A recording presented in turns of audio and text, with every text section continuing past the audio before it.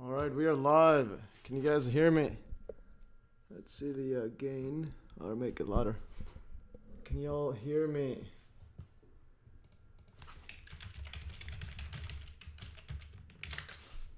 Alright. And let's see this audio here.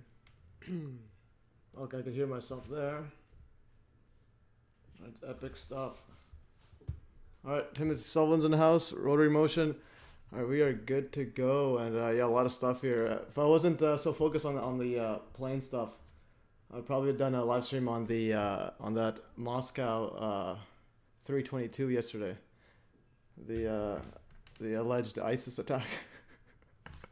But I'll probably include some of that in this. We'll go over it live. I haven't looked at much of that. Anyways, I hope everyone's doing well. Okay, I gotta mute my phone.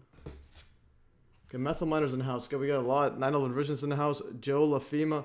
We're just taking over the game. I just want to see the. Okay, we have 13 there. And let's see what else I'm gonna do. If I zoom in.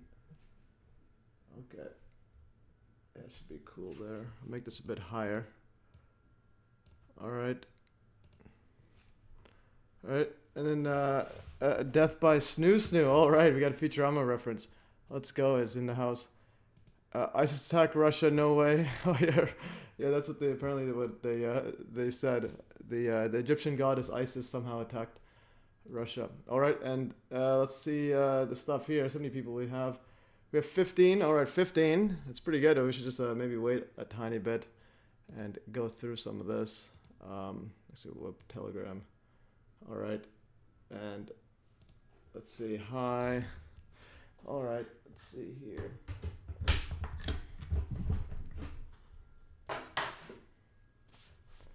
Alright, let's see. Oh yes, Rudy doing commentary on the Moscow show around more evidence for the live sovereign states. Is that Rudy Giuliani? Which one is that Rudy? Oh yeah, but Timothy Sullivan got epic info. Alright guys, let's see how many people. 15 still. And let's see my face. Let's set this up. Alright. I think we're good to go. Alright, I'm just gonna dive right in. Okay, yeah, so yeah, Rudy Giuliani doing stuff. Yeah, there's no saying it's sovereign states. It's a giant Freemasonic like eyes wide shut ritual. Alright, show bookmarks only for a new tab. Alright, as always guys, MES links. I'm gonna put a bunch of links here. Okay, Death by Snooze have been here. Been with you prior to the Tendry mathematics. Oh yeah, that Tendry one. Yeah, I was people claiming I was an alien. America's mayor. Alright, Timothy Sullivan's next level on these spooks. Alright, so anyways guys, go there and you go to the donate button.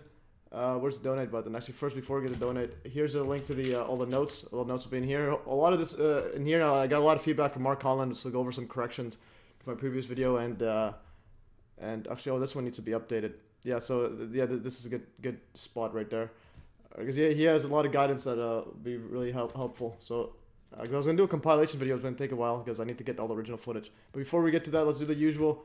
So guys, become a super fan. And then you get perks right here. You get a loyalty badge. You get this right here. Oh, whoops. Going back to the thing. How do I do stuff? Okay, go back here. You get a whole bunch of perks. You get a shout out. You get custom emojis. $15 Canadian. That's about $2 American. And you get a bunch of these stuff here. And also priority reply and connect to social media. If you have social media, just send me a link and I'll follow everything and share it. Anyways, become a super fan. Okay, we got. Now the revisionist sending me some stuff, and the next setup is I wanted to show was actually none of the revisionist. Whoops, where is he sending me some stuff here? How do I find stuff? I thought he's 9/11 revisionist. There it is. I'll just pin him to the top. Our great video. Oh. Okay, yo, this is from John Hudson. Good day, Mr. Hudson. Hope you're well. I just bought some samples from you about a month ago. I've been wondering, would you possibly be joining? Yeah, I actually messaged him yesterday. He said he's interested, so that'd be epic stuff. And he says, yeah, he just gotta figure out some stuff, but he's interested. Him and possibly his wife as well. So that'll be epic stuff. Let's move this. Okay, let's leave it there. All right, so now the version is pinned. Let's go. And then also here, guys, I'll be showing this each live stream if you guys don't mind. So this is the super fans. We have 6 so far. Unreal. Michael Corey was the latest one. So thanks for becoming super fans, guys. Unreal. It's taking over the game. Okay. Hey, hadn't checked since last stream. Did the wing disappear in the 2020 9/11 video? Yeah, that one had that one actually the entire plane disappeared. That was the Kevin Wesley footage. We'll go over that too. The whole plane disappeared, but also before that, there's also the right wing also like blurring out like very close up view. So that's again more confirmation that we're onto something big. All right, so and let's just dive right in. So here's the thing that again I got this from. So this one initially I put the background when I thought that like this footage, this thumbnail, I thought that was the original. But then I talked to Mark Conlon and he's like, no, this is actually edited. This is like third generation footage. The one screenshot right here, this one's actually updated. So I can update this right now. So I'm gonna update. I'm gonna delete this right here. Disappearing wing. I'm gonna add the new one, and this is gonna be right here. So we're gonna update it in live times because the correction I didn't even spot on here. I updated on the everywhere else. So this is the actual original. The other one was not, which I thought it was. Okay, I'm gonna, we'll save it as we go. Actually, we'll update now, and then I'll edit later. Okay, yeah. We'll go over the Kevin Wesley one. We'll go over some background on it as well. So that one, the whole plane disappears, which is again really weird. Okay, so we got over the donate stuff. So anyways, send some cash. Oh yeah, the other party be Patreon and so on, and send a whole bunch of cash money, guys, and we'll go through this. Yeah, I'm trying to do this full time, so I need to focus on anything else. And okay, close this stuff. Okay, I'll keep this messenger up with Mark Conlon. All right, so the next setup is YouTube filters YouTube comments by members. So they have that option as well. In some videos, you can filter out the comments by members. So another perk. Anyways, let's jump right in. Lower this. YouTube disclaimer, as always, guys. When we're dealing with planes, I'm gonna refresh this until it shows. Okay, there it is. We're live now. So that's the original. That's the actual footage. And this is the left wing disappearing, and so on. So again, so join me as I further examine a plane-like objects in 9/11 and the bizarre optical properties. So yeah, Rody Motion, yeah, share it to X. Epic stuff. I retweeted yours. So again, you share my stuff. You tag me. I will retweet your stuff. All right, and the next one here. So disclaimer, guys, regardless of what the objects in the air on 9/11 were, we will refer to them as planes to avoid being flagged by YouTube's, quote, hate speech policy. And YouTube does not allow, quote, hate speech against, quote, victims of a major violent event and their family members. And also, and, quote, also do not allow content that denies a well-documented violent event took place. So even the Moscow one yesterday, you can't deny it. I don't even know if I haven't looked at any of the evidence for it, but you still have to assume that or state that happened, or you can work around that. Anyways, another part here is a 9/11 accountability website by 9/11 Revision. I'm gonna put this first one in, so it's getting a bit more updated. So go follow this. It's gonna be we're trying to get this launched before or on 9/11. And here's his Substack and donate links as well. So donate some cash money to 9/11 Revisionists as well. All right, there's the International Center for 9/11 Accountability coming soon again. For those who are unaware, it's a play on words of this one, ic911.org, with these clowns that are pushing the usual mumbo jumbo. But also notice their cover here. They have literally two beams right here, Project Bluebeam right there, okay? So in my view, I think Project Bluebeam may have been alluding to 9/11. Anyways, some more Conlon pointers. So we're going to go to the next setup here. Just do some corrections from my last video. So Mark Conlon pointers. Some high quality, uncompressed, and high contrast videos show the wing slightly visible, but still nowhere near where it should look like. This is for the Keith Lopez footage, one that I showed earlier, and that's that screenshot I had. So this one here, this is some interesting stuff. I'm going to open up this other stuff. So we're going to go through some real-time research. And so I'm working on a compilation video, but it's going to take a while because I got to get all the original footage. But I have pretty much compiled all the ones I wanted. I'm just opening this up. Okay, we got to find disappearing. This one is Luc Corshan original. Okay, so I got to find this one. Okay, I put originals thing. Luc Corshan original. I think it's... which one was the original? Oh, no, it's third generation, I think.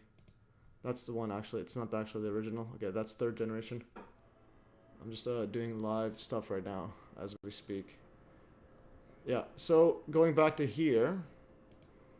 So the screenshot I used right here, this is from the enhanced version. The original one shows slightly something there. And this is the new analysis here. Okay, so how to store and sort all your photos and videos in seconds. can you guys No hear computer the knowledge required. I'm gonna do embed. So pro tip. Okay, so here is he puts high contrast on this thing. Okay, skip commercials. So here's a Keith Lopez footage right here, and I have a comparison video. Here's slow motion. Oh, whoops, this thing is popping up. Okay, this thing finally opened, and I will lower this. Okay, let's see if it zooms in. So the wing disappears here, but the original one, it doesn't fully nail. I think he adds a high contrast on this. So it disappears, and then I think it comes back slightly back again. Okay, there it is, pretty much disappeared. But if you do high contrast, you'll see some sort of alignment there. It's still pretty ridiculous. That was a Keith Lopez videos. Oiosis Apocalyptic. Hi friends, have a good live. Sweet, thank you, Apocalyptic. All right, so this is the footage there, and so I want to show that right here. Important. So here's important note. Here's the one without a high contrast. Here is I put these together. So here's the thumbnail I use. This one has slightly more there. There's something there, but again, it's still not a full real wing. And then here's the side by side. Anyways, can you guys hear the audio of the video? You should be able to hear it. I think it's good.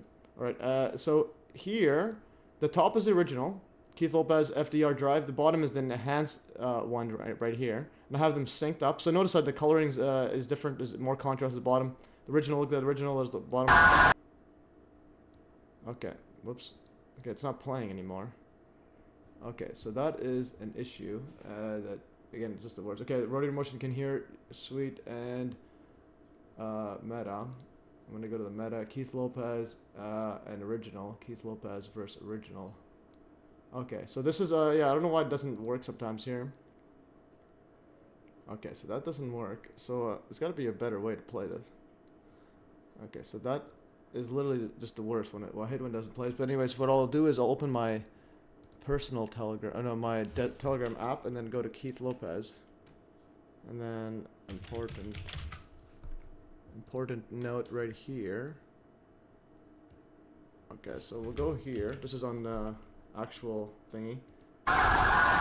Okay, and then normal speed, and let's play this.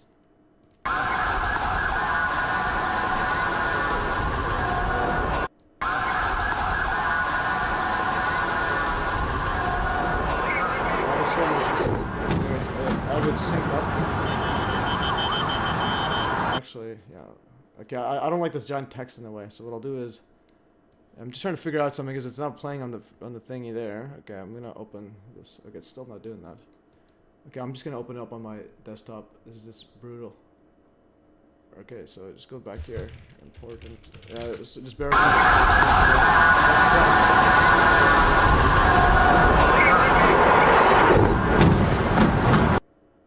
Okay, now it's frozen. Okay, so I'm just gonna play this here. This is getting ridiculous.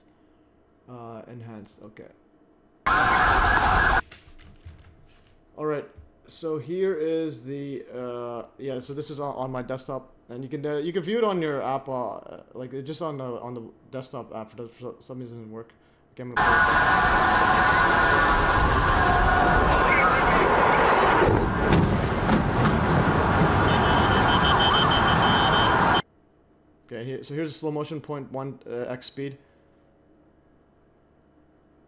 Okay, and then look at the disappear. Oh, now it's 0.05 speed. Okay, and then it goes in. Going back here. So going back to this thing. Okay, so they both disappear. The enhanced one, it pretty much they use AI or whatever, and it viewed this as noise, and then just got rid of it all. This one here is slightly something there, and then slightly something there like a shadowish area. This without any contrast, and yeah. So this one I used a screenshot. Should use this one, but here is a bit more blurry. And again, yeah, this looks like a wing, so it doesn't completely disappear, but it still disappears. And so in either you could argue some maybe if you just look at one of them, you can argue it's some sort of optical or just the camera effect or whatnot. But when you have multiple doing the exact same thing, it's obviously this is actually a glitch in the actual image projection. All right, and then it explodes at the same time. All right, and again, notice explosions inside the building. That's the key, another key part. All right, so we have that, and then we'll try to speed those up. Okay, the next one, this was earlier. Okay, so the next one is crane footage is compressed YouTube video, but original crane is clearly in front. Actually, CGI disinfo videos purposely edit the plane to make it in front. Okay, this is the other part that is. See, I brought it up somewhere here. Did I crane? No. Okay, I gotta find that.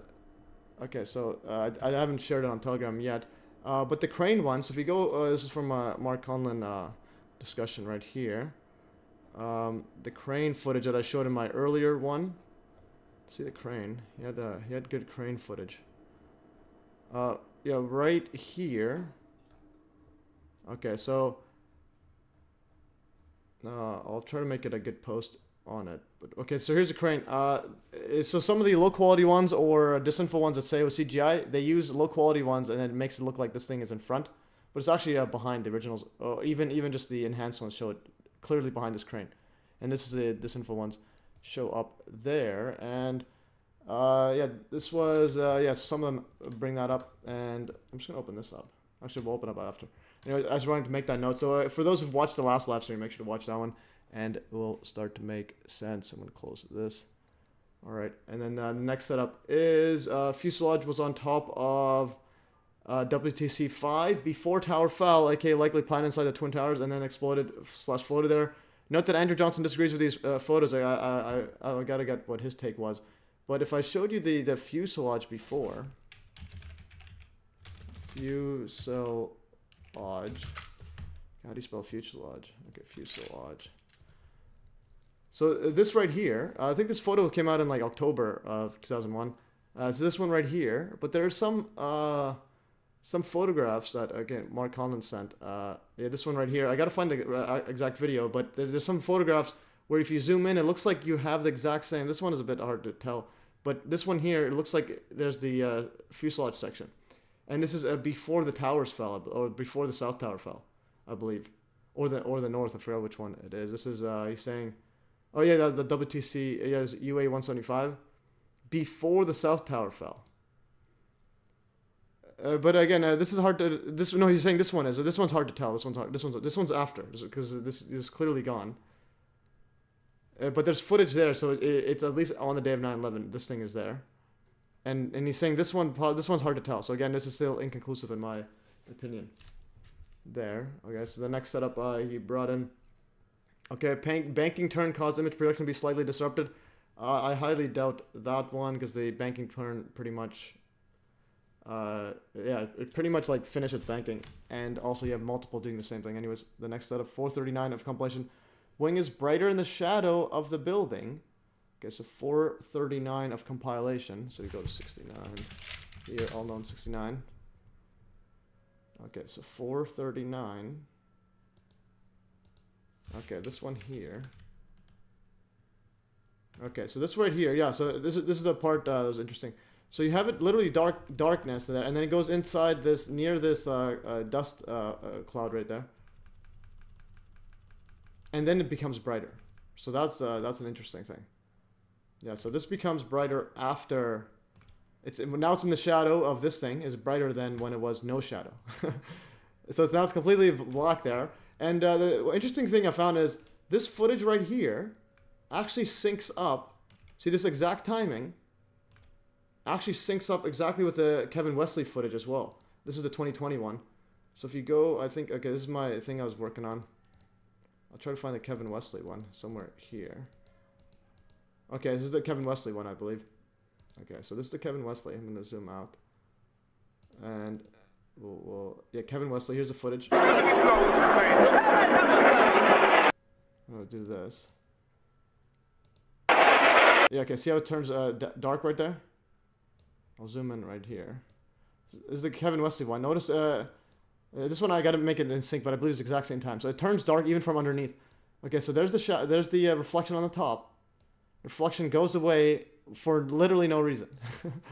And this is caught up. Okay, and this is exactly in sync. If you zoom out. And this is, yeah, so it's exactly in sync. See how it's bright and goes pitch black. Exactly in sync with the side view one. That's this one right here. Exactly, there it is. There's a reflection. Looks like something like a plane. Now it's a complete silhouette, as if the shadow, as if the sun is literally just directly behind it, completely projecting it out. So then you see no shadow. I mean, no reflection. So it's a complete pitch black. And again, syncs up exactly the same time. Notice that dust cloud there. Dust cloud's roughly over there from underneath. And yeah, this is the Kevin Wesley one. And the other thing I wanted to bring up was, yeah, so I was asked, I think Metal Miner asked if the wing disappears. Yeah, this one actually disappears slightly. Where's the okay, Kevin Wesley? Okay, this is the Kevin Wesley. I'll just remove this, make this, whoops. Just don't want to touch the stuff, because this is the thing I'm working on. I put all them compilation. We'll go through this all soon. But I wanted to show was, so here's that footage. Okay, so look at the left wing there. He's filming from underneath. And if you zoom in, it looks like some sort of crow or something, like a bird. And then if you go here, and I gotta find the original, but I believe this one is the original because he uploaded it on YouTube. And then again, so this one just disappears, and then it reappears more solid. There it is. This one's a bit blurry there, but again, this one's more like serves as confirmation of what we were saying before, with the wing disappearing. All right, and there's wing disappearing. All right. And then reappearing, disappearing, reappearing, and I sent Mark Conlon actually, reappearing, disappearing, set up here, going further, where's the reappearing, disappearing one, Wesley, let's do the Wesley, okay, yeah, this is just, yeah, that's why I don't like Facebook, it's hard to find stuff, and then disappearing, reappearing. I gotta find that footage here. Just nod it. One. Yeah, this one right here. So this is the that right wing is blurry, and then like a few frames after, it's like perfectly back again. All right, so that is that stuff. So I'm gonna keep going through. Oh, okay. Methamine says, "Oh, I got back just in time. Epic." All right, and so the first part of the thing, I'm gonna make sure to go through all these corrections and just feedback from Mark Cullen, and then we'll go through it later. So plane shadows are inconsistent from different angles. I think you mentioned something here about the shadows. Okay, again, because the nodded video is capturing the wing disappeared from the when the wing is in a dark shadow, lend more weight to the fact that it is an issue with the plane illusion than the reason to state above, and the fact that the wing reappears when the wing is not in shadow, and seeing the white underside wing color white also supports illusion tech. And this is actually the nodded footage. So I have this. See the? I think it's somewhere in here. The nodded one. I think in the nodded one I have it right here. I'm gonna zoom back. Okay, no, I think where's the fit? Yeah, so this one, this is the compilation I'm working on, that's why it's a bit everywhere, because it's not complete yet. And then the nodded footage is going to be right. Okay, the nodded's after it, actually. Okay, where's the nodded footage? Oh, no, I haven't moved it there yet. I could have sworn I have it there. Okay, so that's there. Where's the nodded? Okay, I gotta find the nodded one. Okay, I don't know where the nodded one is in there. So we'll go through that one at a time, but we'll go back to nodded right here. And then I made a compilation actually of the two. Okay, I think this is that one. I'm gonna scroll back up. I made a nodded one and the Luke Crochan one, so at the exact same time, seeing how that lines up. Anyways, I will just focus on this. Where did that thing go? Okay. I'll try to find this right here. Nodded and Keith Lopez. No, nodded and let's go with the nodded right here. I gotta. Not in Luke Korshan. Okay, so I'm gonna open this up. Okay, so there's a nodded one on the right, and I believe these are both the enhanced versions, so they're not the original. So I gotta find those original, and I'll show you a comparison with the original and non-original, what it is, the difference. Okay, so this one, the left wing disappears. This is and then the right wings is hard to see in this part right here. Okay, and this one here will go E. Is the bottom there. Okay, this one reappears and comes back. But yeah, I gotta find that in here. Anyways, I will do a quick search on this one. I could have sworn I put the knotted somewhere here. I haven't done the I don't think I did the knotted one. No, there's a knotted one. Okay, so there it is. So here, it's easier just to manipulate this one. Let's go, I'm gonna play it. Okay.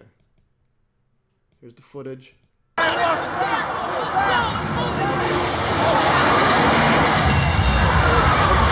So what I've done is I show every single clip, every single footage, and then go to zoom in and then point, there it is, and then it disappears and it reappears. This is from underside of it, and now it reappears there, and I believe they were using a professional camera for the Knotted Brothers there, because they're doing some sort of documentary, and they captured both of the alleged planes, so that's pretty epic. Okay, Matt G says, I said before and I'll say it again, the planes are just distraction. I want to know how and where did this energy come from? In the relative to the tower starting dust, but nonetheless, it's still pretty epic info. Because a lot of mainstream people, they always bring up, well, planes, and I'm like, well, does this look like a plane? And then, yeah, so that's life is not as we know it. Says, good evening from here in Bonnie, Scotland. Epic stuff. Well, welcome on the show. And what was the time span between both plane crashes? Oh, that's a good question. I think it was 9:03, and let's see, 9/11 full timeline. Timeline of it. Oh, whoops, 9/11. Why would the... What am I even looking at? This timeline of September 11 attacks. Okay. Oh, there's got background history. Oh, they have a whole background history on this. Okay, no wonder. That was ridiculous. Just show the timeline. Where's the September 11 attacks? Like, what am I planning? I just want to show the thing. Oh, there's the timing. September 11. Okay, so 8:46, flight 11 is the first plane. 8:46:40. And then you'll have the 9:03. So you got 46, and then you're going to go, let's say, 20 minutes, and then subtracted by 38. So you're going to go 19 minutes and 22 seconds. 19:22, I believe. If my math is correct. Yeah, the third projection tech is interesting in and of itself. Oh, first plane 46, 903. Okay, now planes research is announced. Okay, so this is what I was meaning to do earlier. I'll add you as a moderator as well. Standard. Right here. So your standard moderator. So you can upload links. Yeah. So Mark Conley, you could upload links and so on. I just made you a moderator, so you could, if you need to share with people, you could upload links and so on. Anyways, continuing further. Okay, Keith Lopez, not a video show wing disappearing and reappearing. Okay, this was, I think, so this was footage there, and then it reappears and appears. This is from, I think, Mark Holland made this photo there. So they both show reappearing and appearing, but the timing is slightly off. Again, I believe it's a different angle. This one is disappearing and it shows up in it. There's the links to it. So here's better zoomed in. This one is disappearing, but you'll see something there if you high contrast, and then this one reappears, disappears. So, and then another, continue further.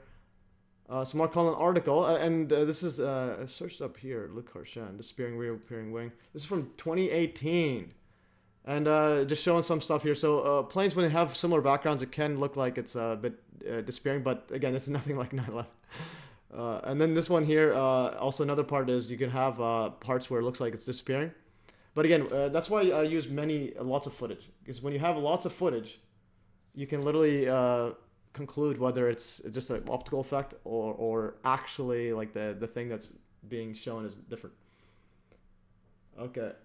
Yeah, now, so 20 minutes between both are pretty timed up for all plane retractors, maybe too good. Yeah, that's pretty good. Yeah, the timing is pretty good. It's next level. And then I wanted to show something else here. Okay, yeah, so Mark actually discovered the missing wings matching in multiple frames back in 2019. So I thought I was the first one there, but if you look at his article, Okay, where's the article? I think this one right here.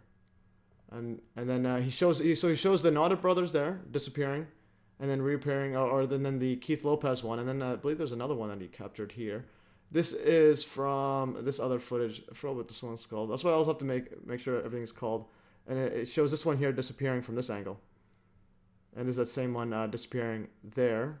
So that's three.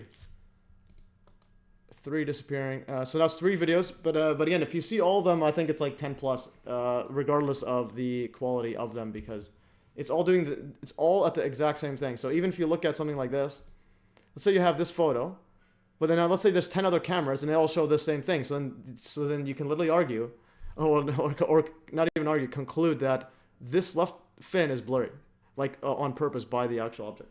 So that's why I look at multiple ones. And so the next setup here, I'm just going to power through this. All right, so Mr. Koenig 1985 is a disinfo agent likely manipulating plane footage. Yeah, that is possible. So Mr. Koenig, guys, he's one of those YouTubers that's post 9/11 like stuff, but from the mainstream angle. And he actually commented on my video years ago, Mr. Koenig 1985. He says that somebody's brain had dustified long ago. This one, my building 7, dustifying for 7+ hours. I believe I possibly used some of his footage as well. So he was, so I just blocked him. That was back then. I didn't want to deal with this clown. And then so Mr. Koenig 1985 YouTube. Okay, let's just check this one. This is a disinfo agent, but so he has a whole lot of these footage, but some of them are, yeah. So like especially when you deal with the plane one, because that's Mr. Koenig, wrong guy. Like why are they showing that guy? Okay, and this one here is 92,000 subscribers, and he uploads. Okay, so last year's uploaded. Raw video, getting some messages. Oh, whoops. Okay, got that, and all right, and then yeah. So this is what he uploads, this stuff, and then I'll have a look at the Luke one, the Luke Karshan one. So this one here, it gets from frame pool. This is where I learned a lot from Mark, showing that these stuff is like this footage is it's not the original. So here's from this guy, and he has like lines across here. Again, that's the originals don't actually have this one, and it has this frame pool mumbo jumbo. But nonetheless, they both show a similar thing, which is impossible plane physics. Okay, let's see. First 846, second 903, third 937, and then fourth 1003. Yeah, that's pretty good. 4 plane crashes in an hour. All right, and okay, so we got a message right here from Wendy, longtime subscriber. Okay, let's see what this is worth it. Architects and engineers just took me to the edge of the 9/11 rabbit hole. I appreciate them cracking it open, but I'm interested in the whole truth, nothing but the truth. Yeah, for sure. And that's another thing. When people say planes destruction, I'm like, well, truth is truth. So like, for example, you go watch a video about let's say Hollywood being a bunch of pedos. Relative to 9/11, free energy, etc. Yeah, you could say, oh, that's a distraction, but still, it's pretty good info that other people need for whatever like part of life they're in. So truth is truth. As long as you get the absolute truth, I'm all for it. So speaking of the Catskills, I was in the foothills of Catskills Mountains on 9/11, 2001, watching the towers burn and then disappear into a giant dust cloud from my campsite at the New York Renaissance Festival. We didn't have TV, so I didn't get brainwashed by it. Whoa, that's epic stuff there. All right, so we have a bunch of people in here, and what about the buildings? Were they already empty or whole? No, they were turned to dust. Like they were just regular buildings, fully furnished. And then yeah. And there's just, that's the thing people have to grasp, like literally grasp. They were literally people inside, killed, turned to dust. Like people actually turned to dust. All objects, like most of them turned to dust. Steel turning to dust. Literally some Thanos level stuff. So Thanos, or not Thanos, the other guy, Apocalypse, X-Men, Apocalypse, Dust City. I think he turns the whole. I think it turns the city into a pyramid. Yeah, this one here, we'll mute it. I don't want to get any copyright. Let's go back here. Yeah, so this is what happened on 9/11, guys. I'll put some sounds. Yeah, so this is what happened on 9/11. And levitation as well. So this is literally what happened on 9/11. Even the pyramid they built the Freedom Tower, or the former Republic. Well, missiles covered up as planes. Yeah, so I think that's I think it's some sort of a missile, possibly advanced missile, that has cloaking tech, like literally image projection on it, like or like advanced stuff. Okay, so this is literally the X-Men Apocalypse. Turns the whole city into dust. This is what happened. And then they build the giant pyramid. And he builds a giant pyramid. And then X-Men, let's say, I think I had something.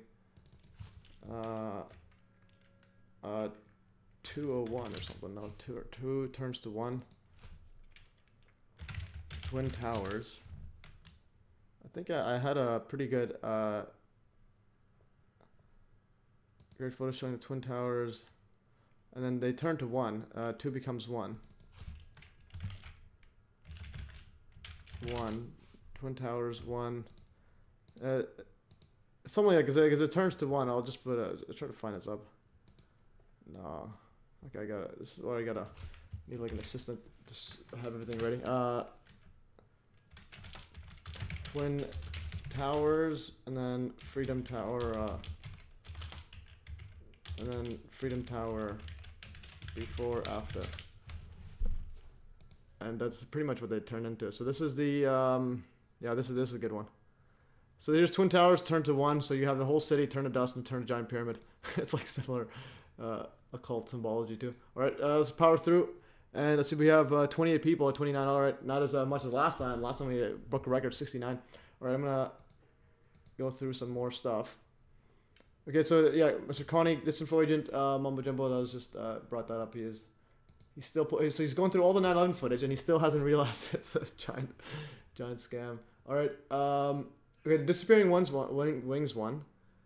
This one here is, so this is the original.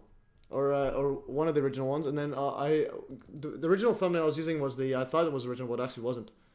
So here is some stuff I'm gonna show. So this is the original. This is this thumbnail that currently I'm using. This is the one before. So notice this one I thought it was original, but look, it's all like messed up there, and even this is compressed too. They even compressed the aspect ratio, and this is the one that Coney guy and I think most others use.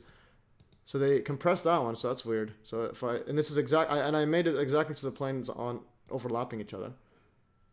It's pretty much like on point, yeah, and it's like a bit compressed. So the original is actually smoother than this random original that they thought. Then they upscaled and do whatever. But regardless, even this one here, when the upscaling also gives you a tell too, like this has a whole bunch of lines through this, so that's interesting. So why is it doing that? All right, so we'll close this. All right, I'm just gonna go power through some more of his recommendations. I believe Mark Collins, yeah, writing 2 books. So if he gets those published, that's be epic stuff. Epic. Okay, so the next one, longer CBC. Oh yeah, so I found a longer one. So Luke Korshan CBC news footage is original. So here's first of all, Nimia footage distorts video. This is the one that a lot of the guys use and then they enhance and so on, like that compilation one. So if I go to the compilation, this one here. So they use the let's go with Luke. Oh, whoops, I gotta go here. Okay. Yeah, so 9/11 Alchemy. Yeah, 9/11 Vision. You can include links as well if you want to send it to him because you're a moderator. And you go here, Luke. So Luke Korshan 349. So here, if you look at this one, they use the Nimia one, and then they enhance it as well.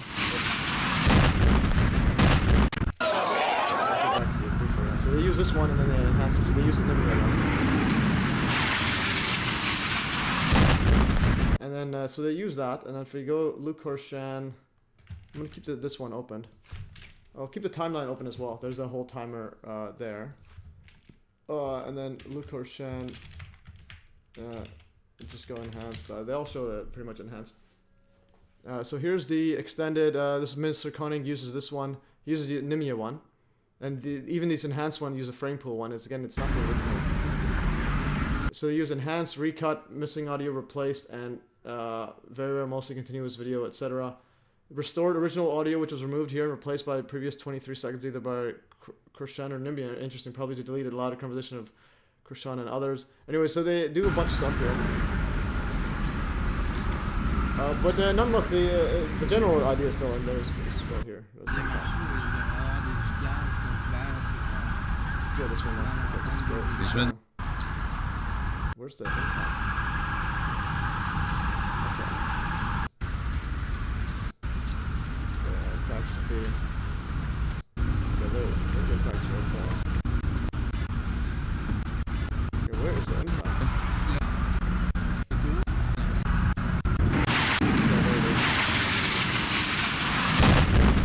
Alright, so that's pretty interesting. So that was that one, and then the next one I wanted to show was, so here's the one that uses the original footage, because so the idea is I'm going to try to find the original one forever. People looking at debunk research will always use the excuse that they're using upscaled and manipulated footage. That's why all analysis be done. Yeah, for sure. Analysis does have to be done on them, but nonetheless, they're sharing that one. This is going to be a lot of earthquakes because between the upper mantle and the crust. And disinfo agents use absolutely worse quality, so it's, I still think it's like...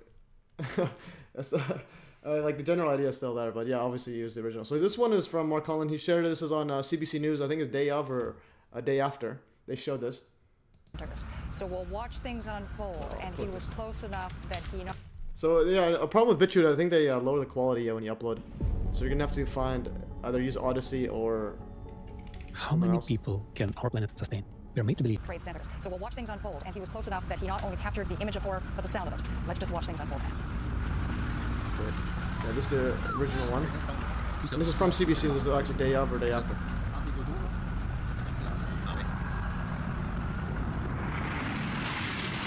Alright, they all pretty much, yeah, again, they still use the same idea. And here's the longer one. Here's a longer CBC footage I found.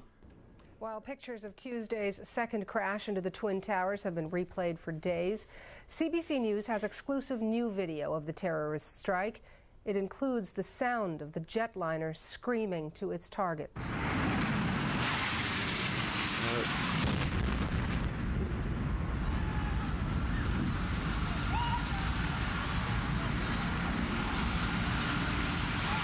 Yeah. It shows more stuff after. It's a bit dark on this one. I don't know why they have it dark, but then I think, yeah, I was able to find a better quality original one here. So this is original one, better quality, and it has longer too. Enfin, ça a l'air d'un attentat, on ne sait pas, mais...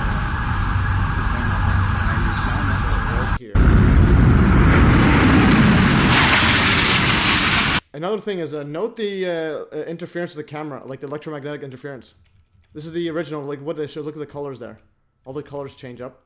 Right when it goes to strike it, the colors change as well. Let's go before. Yeah, there it is. Right before, right when it's overhead. Look at the whole thing is like interfering. So you got this thing, colors changing. Okay, and yeah, and there it is. So this is the original, shows exactly nothing there, and it goes in and then explodes. But the one thing note is there is some dust explosions in the front. That's where I point out that I think, yeah, something actually physical either hit it or whatever struck it has a physical property. Yeah, but then, yeah, so that's my take on. That's why I'm leaning towards that lightsaber missile. Alright, and then I believe it shows still in here somewhere. Or they extended or they kicked down out. Okay, we'll just follow my thingy. Alright, so we close this, close the Koenig, it will close this. Okay. The next one I wanted to show was better quality Luc Corshen footage, and then also this one distorts, and then I showed the thumbnail. And linked to all the originals in the works. So I have a link right here. And what I'm doing is I'll be uploading, so I'll have the all the originals that I find, I'll upload them. For example, Keith Lopez original. This is a download link. You know, so the rainbowing, that's what he's called, the interference. And then the other one is Keith Lopez original. Here's the actual, this is the link, right? For example, this one you have to download the thing, but these are the actual videos. But I also put links as well. So I also save the links as a shortcut URL. So for example, the Keith Lopez right here. Okay, so this is a link right here. So Keith Lopez, I'm gonna go by name, A to Z. Why isn't it doing it? This should be, that's what original download. And okay, let's go back to my thingy. I gotta figure out why it's not showing. Originals, Keith Lopez. Oh, did I not download it? Okay, so I don't have to download it yet. Keith Lopez original. Okay, so I'll have to download this one here. So I'll do it actually right now. So this one right here, if you go here, this is the URL. Why isn't this opening? Looks like it doesn't have a preview. Just open the URL. Okay, so details. Okay, so anyways, so when you go in there, you have to download this. Download this. That's an actual URL. So what you end up getting is this on your computer. So what you end up getting is this, and so I have links to the where I got them, and I'll also download. For example, look, Korshan, there's the video as VLC as the actual video file, and there's also where the link I get it from. So we'll go to the Keith Lopez one. This one's original download. This is from the archive website, and that's actually from here. So that's this one right here, and then I put it easy access to download right here. So let's do that right now. Download, and I'll do that right now. I'll call this one, yeah, download. So it's just the same thing, but it's MP4. Or just erase this so it does it on its own. Okay, save. So now we have it there, and then if you go here, and then refresh, it should be there soon. Alright, anyways, show that up. But anyways, keep an eye on that one. That'll be putting everything there, even the Scott Myers one. And this one, I think this is the original. This is Scott Myers one. Shows some weird stuff here. I'll have it later in the video, in the stream, but we'll go this right now. So if you go here, this is from Internet Archive. I was able to find, I believe this might be the original. Uploaded September 20th. Oh, 2015. And then if you download it, you have to download it. And then I downloaded it. So here's Scott Myers' original. Here's original unedited. I think it's original. So yeah, Mark, only correct me if I'm wrong. But look, this one has weird lines across there. So the new upscaled ones don't have that. So I don't know if this is the original one or not. But this is the earliest one, and it looks like it is the original. So this is 2015, Scott Myers, and it's like lines up like that. And then obviously you have the delayed explosion. But here's the other part I want to point out is there's dust in the front. Dust explosion before the main explosion. So if you go here. So something is going in to create this, in my opinion. I think that's what it's at least leaning toward. But then there's an explosion from inside after, or it could be the thing exploded early on. This is just appears delayed there. No, that'd be it. But nonetheless, it's still inside. So delayed, there's a delayed explosion in the sense that it's not at the impact. So it can go in. Yeah. Oh yeah. So actually, yeah. So whether it's something physical or not, actually, I think that's still inconclusive. It could be just something goes in, explodes. So that's I'll have to rethink that. But anyways, that's interesting finding. Oh, the next setup is, so we have all that links to originals and so on. And yeah, so that is that. So this is the stuff that will be in the works. I'll try to find everything on this, and the Keith Lopez should be there. Yeah, so Keith Lopez, there it is. The 1 minute ago I just downloaded there. And you can go click it and you can view it. And it's the original. Alright, so we have that. And let's go to the next setup. See, we have a whole bunch of stuff here. All right, so the other one is Bill Cooper quote: "Believe nothing unless you yourself researched it." And then MES quote: "Have an additional thing to it. Make it easy for people to verify your research." That's why I put links to everything. Cooper. I think I had it. Yeah, this one right here. Yeah, so listen everyone, read everything, believe nothing unless you can prove in your own research. And this is a drawing from Alan Forrest. Are we living in a giant psyop? Is most of what we think false? Is the government and media lie to us? No, if the government media lie to us, what can you believe? And this is William Cooper said it best. Listen to everyone, read everything, believe nothing unless you can prove it with your own research. And additional add my quote, make it easier for people to verify your research. So that's why I put links here. Is everything's links here. Everything I do is like literally following a paper trail or a digital paper trail. All right. So someone's asking seismic readings from Pentagon. I haven't looked at that. So if anyone has looked at that, 9/11 Revisionists or Mark Collin, if you've seen that seismic readings from Pentagon or someone else, that'll be something to look at maybe later. But we'll go to the next one. So friends, 9/11 memorial photos. This is one I didn't have time to get through it last time because I was going through that timing of the right wing disappearing. I did a shadow analysis on the north face as plane approaches. Yeah, can you send a link to the article, Mark? Just put a link to the article because you can add links because now you're a moderator. Yeah, you can share links. So share it, and then I'll have a look at it. Okay, so the next setup is yeah, this one here. I'm gonna go through all the friends 9/11 memorials. One right here. So the original one, I put a link to it, but it was hard to view it on that other link. Let's go here, Pete. Let's go to the streams. Okay, so we go here. So this one here. And then friends. Nano photos. So here's the link to it. I'll copy this actually. So we have that, and I will edit this right now. Friends memorial photos, and I'll update this at the end. Whoops. All right. So friends memorial photos. Put a link there, and then if you go to here, KL photos, and these are all the photos, and you can open up and see some stuff. So opening up on the internet is just a bit slow because they're all high definition. So what I'll do is open up on my computer. It's already downloaded, and it's KL photos, and we'll go through all of them actually and see what happens, and see what we find. And this is photos I think from last year and or this year. I think yeah, at least last year and then some from this year. I guess NYPD police.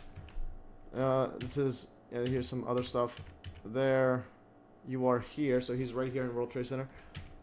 Okay, there's the One World, the new WTC, or what was it formerly called Freedom Tower. I'll just call it Freedom Tower because that's a pretty cool name, and also because it's mocking us with the freedom.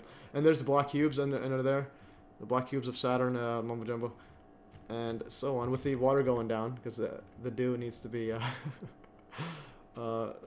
chemically inert. There's the sphere. There's some columns right here. Yeah, there's some interesting photos there. And I believe our friend wants to do some commentary on all these photos as well. So here's some of the steel. Okay, look at this. This is a great high definition photo there. And there's a sphere. This is not crushed. Like these columns are literally, the bolts are removed as I discussed before. These aren't even cut open. This is just the bolts just removed somehow. And it's literally standing still like that. So what is, and this is ground level. There's a sphere right there. There's literally a sphere not being crushed.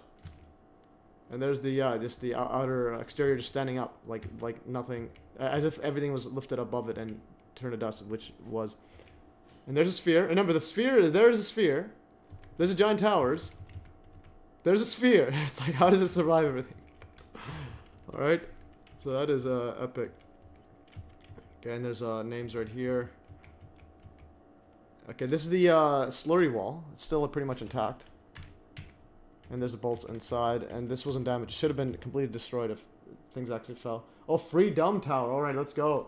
Because Machi's got it. It's a free dumb tower. I'll just call it the enslavement tower. Okay, so this is another one of these columns. Just power through everything. There's the clouds right there of dust, not smoke or just some weird dust. And yeah, look how big these steel stuff are. But again, there's a whole bunch missing. Okay, this is I believe the cable for the elevators. And this is, look at this, this is things like literally melted. This was that firefighter truck. It's completely warped. Unreal. Unreal, like, whatever's happening to this thing. Alright, continuing further, there's some other stuff. Alright, this is on the top there. Okay. Okay, this is a... This is one of the cuts that they did with the thermite lances for the cleanup crew, that the disinfo agents push that thing. This thermite cut, there's like, they show 3 steel pieces. Hey, look, they did thermite on the towers. I'm like, there's like 100 million thousand trillion steel columns in there. They're pointing to 3 of them. And there's the Bible, the fused with unburnt paper. So this is epic. And look how thin that is. That is unreal. Okay, here is some other stuff there. Michael Cooper. Okay, there's a slurry wall. And yeah, there's this is literally unbelievable. It's smooth, like just a smooth Hutchison effect right there. Tony, here we go. You're as bad as Ashton Forbes. All right, someone's calling me Ashton Forbes. All right, someone calling to send me some stuff. Okay, so Ashton Forbes is pretty bad. I don't know about Ashton Forbes. So Tony, you have to add an extra thought or just kick you out of here. Okay, because I don't want to be called Ashton Forbes. Alright, 96 Broadway. Just going to power through. Okay, there's the this guy telling George Bush, he's like, the plan is currently underway and it's working well. He's like, alright. Alright, and this is some epic stuff. Notice here, there's no scorch marks. There's literally, it's not burned. And it's like peeling off with literally no sign of burning. I sent you a picture on FB Messenger, not at first plane with the shadow on the face. Yeah. Oh, Tony, MH370. Okay, but here you go. Yours bad. Yeah, we know MH370, yeah, but that's like the video that Ashley Forbes sharing is obviously fake. All right, we got messages from a whole bunch of people. I'll check this one from Mark Conlon. Okay, nodded first plane showing a shadow from the sun on the north face of the tower. This is from DVD quality. The shadows from the north face. Yeah, that's interesting actually. Okay, no, yeah, this one is interesting, and then the other one comes behind. So we'll go to that. I think we had a timeline right here. Okay, so we had the timeline. Okay, no, this was an interesting finding. Okay, wait up. This is bizarre actually. Okay, continuing here. 9/11 wiki. So we go 9/11 wiki. It tells you what happened in like the mainstream narrative, but it shows some good drawings and stuff. So let's see how it looks like here. Alright, so this might be some bombshell find. Okay, so here is the stuff. Okay, so the south one, okay, this plane goes from this, hits the south tower from the bottom. This one hits the north tower from the top. Alright, so the thing is, where do we expect the shadow to be? And so he's saying that, let's see here, he's saying the shadow is from this side. So that means the sun's somewhere on this side, pointing it, and so the sun's gonna be somewhere on that side. The shadow's right here. Open this new tab and zoom in. Okay, so we have this shadow. So now the question is, we gotta find some shadows. Okay, so that's the shadow there. I'll send you a cool numerally dig from 1109 plane 911 prime numbers etc. COVID epic. MH370 Jesus. Okay, Tony. I don't know what's going on here, Tony. If you wanna stay in the chat. I gotta put something constructive. Alright, so Methamon, I'll look at that soon, but I just want to find the shadow. And where can we find the best shadow of... I'll open this stuff up. Okay, this, I think, the explosions will show the shadow.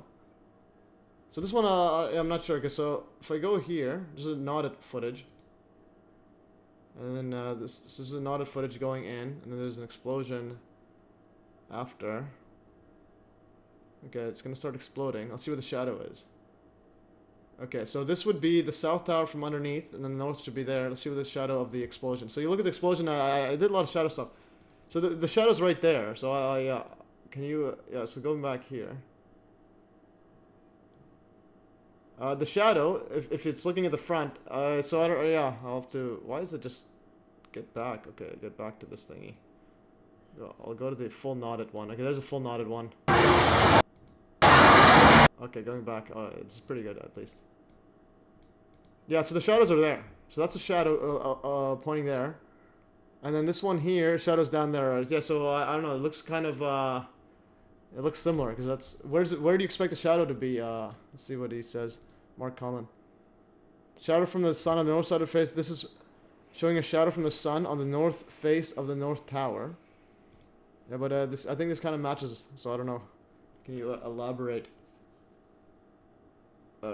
Yeah, MH370. I did a MH370 video already. I don't know what the Tony guy's talking about. I already did that one. The guy's this info agent, Ashley Forbes. Okay, so there's the shadow there.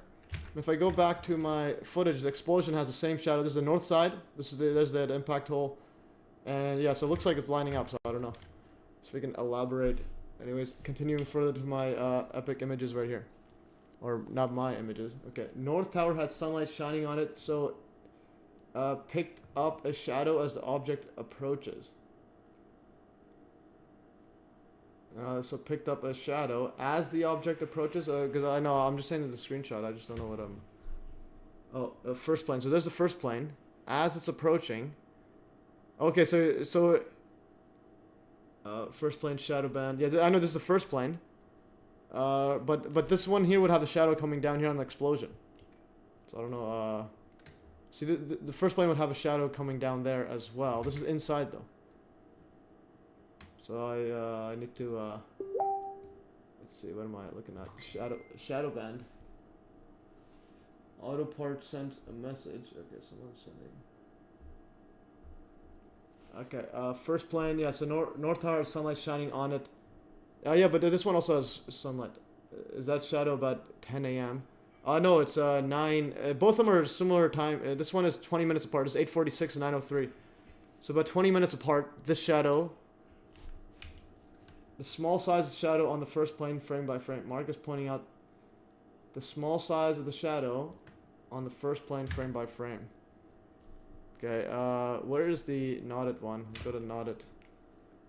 I think I had the first footage. Knotted brothers. Okay, this is the first one. This is just this is the enhanced version, but let's have a look at this. Okay, so there's a shadow right there, pops up, and then a giant shadow there. Yeah, sorry, I'm a little slow. I just I don't because the shadow is coming from there. But yeah, if you can just elaborate, or I have to just like think about it more, because this one is showing there, and it's coming from so it's coming from the side. This one's in the front, so it's coming from the front. So again, what is the sun? And so it's shining this part. This is in the shadow. Okay, that's something to look at further. But anyways, I'll get back to that later. But this is the thing. Going back to these photos. So this is up close HD definition photos from our friend at the visited the memorial in NYC, and this one I believe is actually Texas. Maybe this is the George Bush memorial thingy. So look at this one right here. There's no scorch marks. It's literally just peeling without any presence of heat. It's literally like it's not burnt. It's just bending.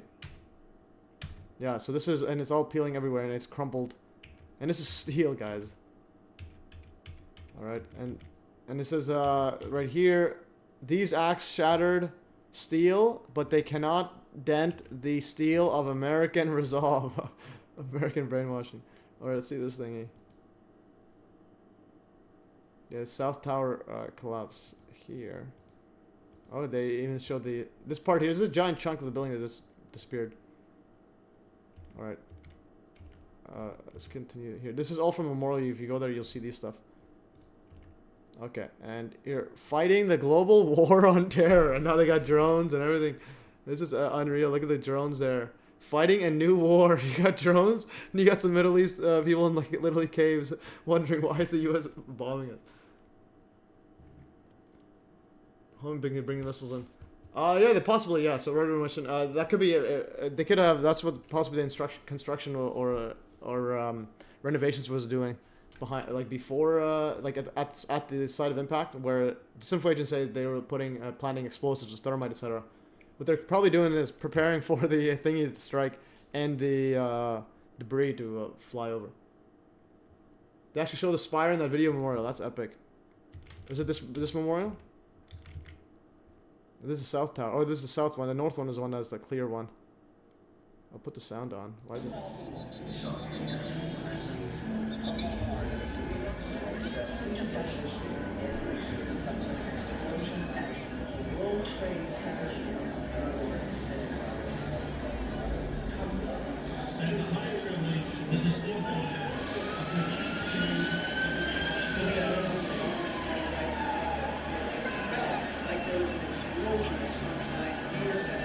Second building that was hit by the plane has just completely collapsed. There is panic on the streets. Thousands of people trying to get away.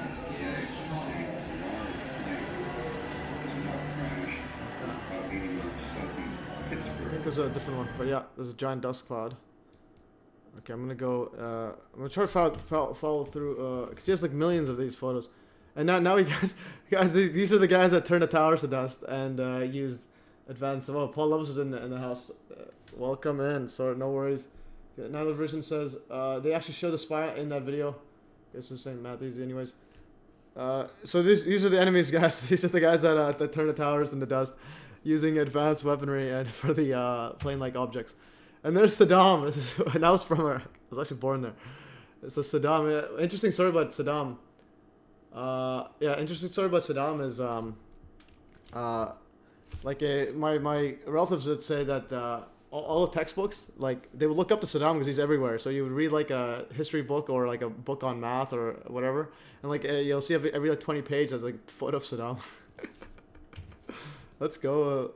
So Saddam's also a stooge as well.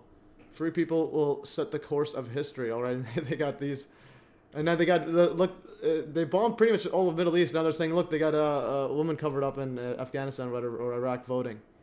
Voting for what though? What did? Guys, we found out who did not. All right. And this guy, like, absolutely ridiculous. How is he not in jail or a mentalist institute? Okay, so yeah, remember how one could see the inner core fizzling away in the South Tower? Yeah, for sure. This wasn't as clear as the North Tower. If they showed the North Tower, well, that'd be epic. I thought the claim was they put drone technology in the planes and they remotely flew into the buildings. If that's the case, turn them into bunker busting penetrators buster. Well, the main thing I gotta point out is it's the technology had weird, whatever struck it has weird optical effects that involves wings disappearing and plane appearing differently than it should. So in other words, there's some sort of image projection technology or image volumetric like creation technology or laser created object. So that's separate from whether there's a missile or not coming in. But the thing is, or a drone or whatever. But the thing is, you have to first like show how is these stuff disappearing. So what I'm looking at is the image tech, and that's pretty. Yeah, this is some other stuff. Free market capitalism is far more than economic theory. It is the engine of social mobility, the highway to the American dream. Okay, George Bush saying a bunch of nonsense. It's not free market if you're hiding up. If you literally have classified directed energy weapon technology. All right. There's a Trump building. Okay, there's this. Oh, and then they have rapid PCR testing there. Rapid antigen. All right. Going here. There's a Freedom Tower again. The Freedom Tower. I'll go back up. Drink some water.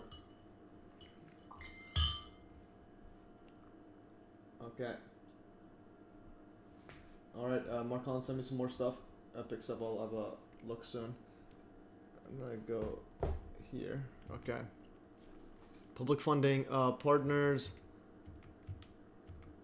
Okay, and continue. Yeah, here's infinite photos right here. Okay, it's continuing further. There's the sphere photo. Yeah, look at the sphere. Look how giant the towers were, and the sphere is fine. Alright. And some more stuff here. Did I go through them all? I think I went through them all. Unless there's any duplicate. Oh no, there's some more. Some of them were duplicates. Alright, there's the Twin Towers. Yeah, look at these giant. And then there's the aluminum cladding. So aluminum cladding, they put it around to make it look nicer and be weather resistant or whatnot. A unique reflective surface, thin and lightweight. Most aluminum cladding separated from the steel during it. Yeah, so that's the. So all the stuff around it just for show. But then you have these thick, giant steel stuff. And this is what I mean. This thick steel stuff. No plane is going through. All right, no plane is slicing through that or gliding through it. That's just not happening. You could whatever physics you believe in. I'm not believing that. Okay, there's a sphere, and they're showing the construction of the sphere. And there's a sphere that survived somehow. There's a sphere that somehow survived, and it wasn't even crushed. Like so, in other words, towers did not fall on itself. All right, and there's a bunch of stuff here that shows you 937, 846, 903, 1003. That's a good photo to see. Oh, Maggie's in the house. Let's go. And Stephen F. showing some the photo there. Let's go. All right. I hear my mother's voice. We're okay, and I had no idea what she meant. She said, "Oh my God." Okay. Anyways, they show all the people. Again, it's a giant emotional stuff to avoid looking at the evidence. All right. Continuing further. Yeah, this is pretty epic. Yeah, so this is Memorial, and then they show a bunch of other stuff, a bunch of people looking up. Yeah, so yeah, make sure you go and view these photos as well. I sent the links in the description. I mean inside the peak links. All right. Oh, Paulov's also showing the Judy Wood book. Let's go, guys. That's what you get to become a super fan. All right, continuing further. Sphere is in a park near the new trade tower. Interesting. All right, your location and level. There's the slurry wall. What is this thing? Whole bunch of stuff. There's like barely any steel that's there shown. And none of the steel is from the building 7 because apparently none of it was recovered. by NIST. Alright, continuing further. Okay, so Mark's sending some more stuff. We'll have a look at it soon. No day shall erase you from the memory of time. There's literally like over 1,000 are still disappeared. There's no bodies or anything found at them, or even DNA. So there's literally a crime scene still uninvestigated. 9/11. And yeah, there's that stairwell. One of the stairwells there. It survived, and here's a bunch of other stuff there. Oh, the antenna segment from it. All right. This is, I think, the elevator motor. All right. And here's that warped fire truck. That's unreal. Okay, continuing. Yeah, sorry. Yeah, nothing. They don't mention building 3, 4, 5, and 6 in any of that. Okay, let's see this footage. There's that, I think that's the fire truck right there. The one that's warped. And the guy walked out of it, so it wasn't on fire then. So why is it warped? Or he probably walked in now, but it just stopped.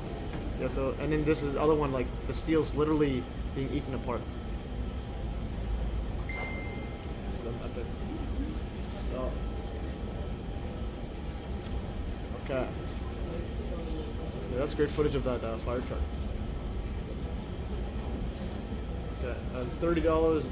Just 9/11, nothing for the other buildings, nuts. Yeah, and then Paul was, when I lived in NYC, I never saw the memorial because it was $30.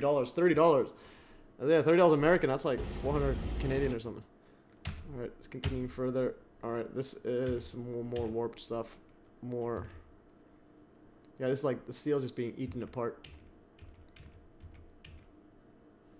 Just continuing. Okay. We came in as individuals and we'll walk out together. All right. Yeah, this was like a, now it's a giant ritual initiation into the new weird world order. And there's again the column, the South Tower column, completely warped. Oh yeah, Stephen F says surprised it wasn't 33. That's maybe with taxes, including tax, probably 33. The slurry wall there, yeah, that was undamaged, like barely. Okay. Oh, they even have this, the hunt for Osama bin Laden. Look at Hillary trying to hold back her laughter, like, and Obama's like, Obama's probably thinking of what Michael's making for dinner or something.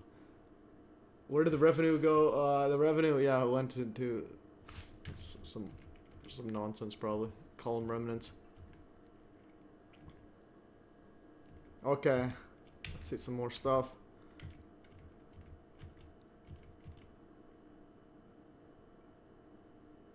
Okay, Stephen F says it is 33. All right, so with tax it is 33.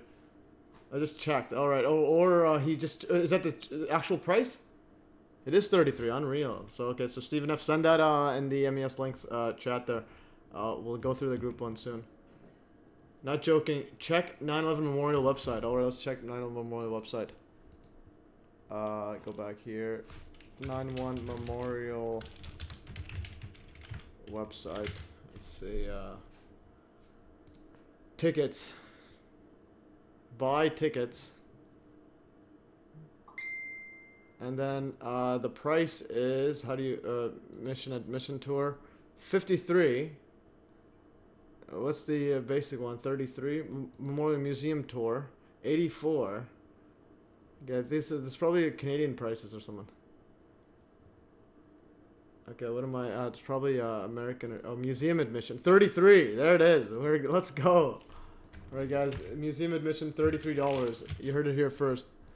Yeah, you heard it from Stephen F. Unreal finding. Of course, it's Freemasonic 33. Okay, we'll go back. I just want to finish these photos and we'll go through some of the stuff. We'll look at the methyl miner and occult stuff, and also a bunch of footage a bunch of stuff that Mark Collins sent me. Okay. And let's go here. Flight 11 impact excerpts is going on. Okay, museum only. Yeah. All right. Let's go here. Yeah, that's life, but not as we know. Classic, yeah. Absolute classic. Alright, Maggie, yeah, M10. Yeah, everyone's going crazy. Yeah, this is actually, that was actually pretty insane finding. And it is, a lot of stuff becomes like obvious. Alright, there's a bunch of upside down pentagrams right here. There's upside down pentagram. Upside down is everything. Equal, okay, now everyone's decorating this.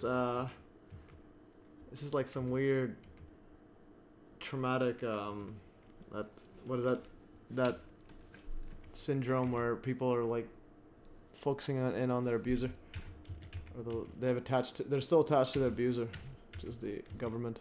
All right, see this excavation, just some more. It's like 500. There's the bathtub, and so on. Yeah, look at these steel. I think that's aluminum cladding or whatnot. Kangaroo crane. Oh, those steel tridents. Adding them all there. Interesting how it is. High rise. Oh, Stockholm syndrome. Yeah, that's what it is. All right, these are elevators and so on. Another part is guys, going back to the elevator stuff. We'll go. Speaking of the elevators. Elevator. Tour of the missing. This is from I think. Yeah, this is a video from That's Life, but as you know it. So in that. They show this, they're talking about the 9/11, and out of the 99 elevators in each towers, only 29 floor numbers were found. So 29 times, yeah, so but if you think about it, there's 110 floors times 99, so let's go 110 times 99 times 2. So those are the numbers. Out of 21,000 elevator numbers, let's go elevator numbers, let's have a look. Elevator numbers. There's only 29 found. Alright, these numbers, these stuff, at the World Trade Center. There's out of like 20,000-ish. I'm just doing a rough estimate. Only 29 were found. You can listen to them right here. Or actually, I'll watch it on. I'll click on YouTube. So That's Life Now As You Know It. At OBDC Memorial. Somewhere with the elevators. I'll do the transcript. Okay, elevator. Okay. Let's see what he says right here. And I think they saved, we probably saw about 200 or so keys. Another sort of things that we would see as elevator signs, little sign markers that mark floors of an elevator. They found 25 or 30 of these, which we were thrilled to see. When you think there was 99 elevators in each building and 110 floors, and they only found 25 of these little 3-inch signs, it wasn't very much. We were surprised when we got there, and it felt like a construction. Yeah, so that's 29. All right, we got some more stuff from Mark Holland, and also the E-team. Yeah, I have an E-team. So if you ever, before you ask me, you always check my Telegram and see if I already talked about it or not. The E-team is interesting. So if you can just check Telegram.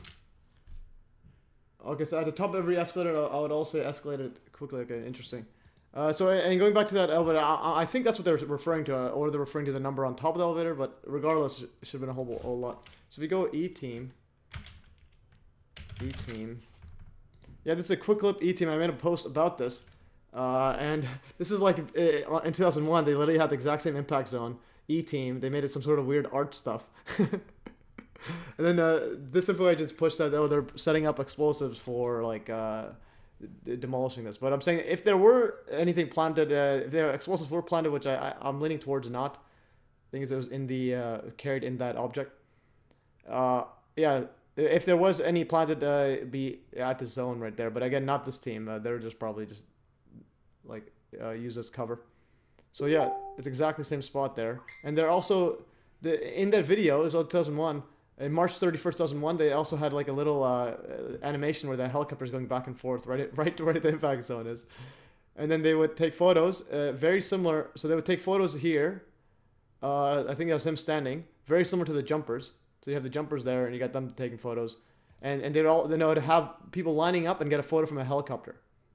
So you line up, take a photo from a helicopter. This is all in 2001, and then they would have a giant lighting up E-team right at the impact zone. This is like absurd. And there's a video here. There's a quick clip. On Saturday, March 31st, this 2001, we'll hover over for 10 minutes in the front of the 91st floor. Take your picture in the quick clip window. And also notice the windows were very, very thin. Because it's all pretty much most of it's steel. And he goes here. Picture taken. Okay.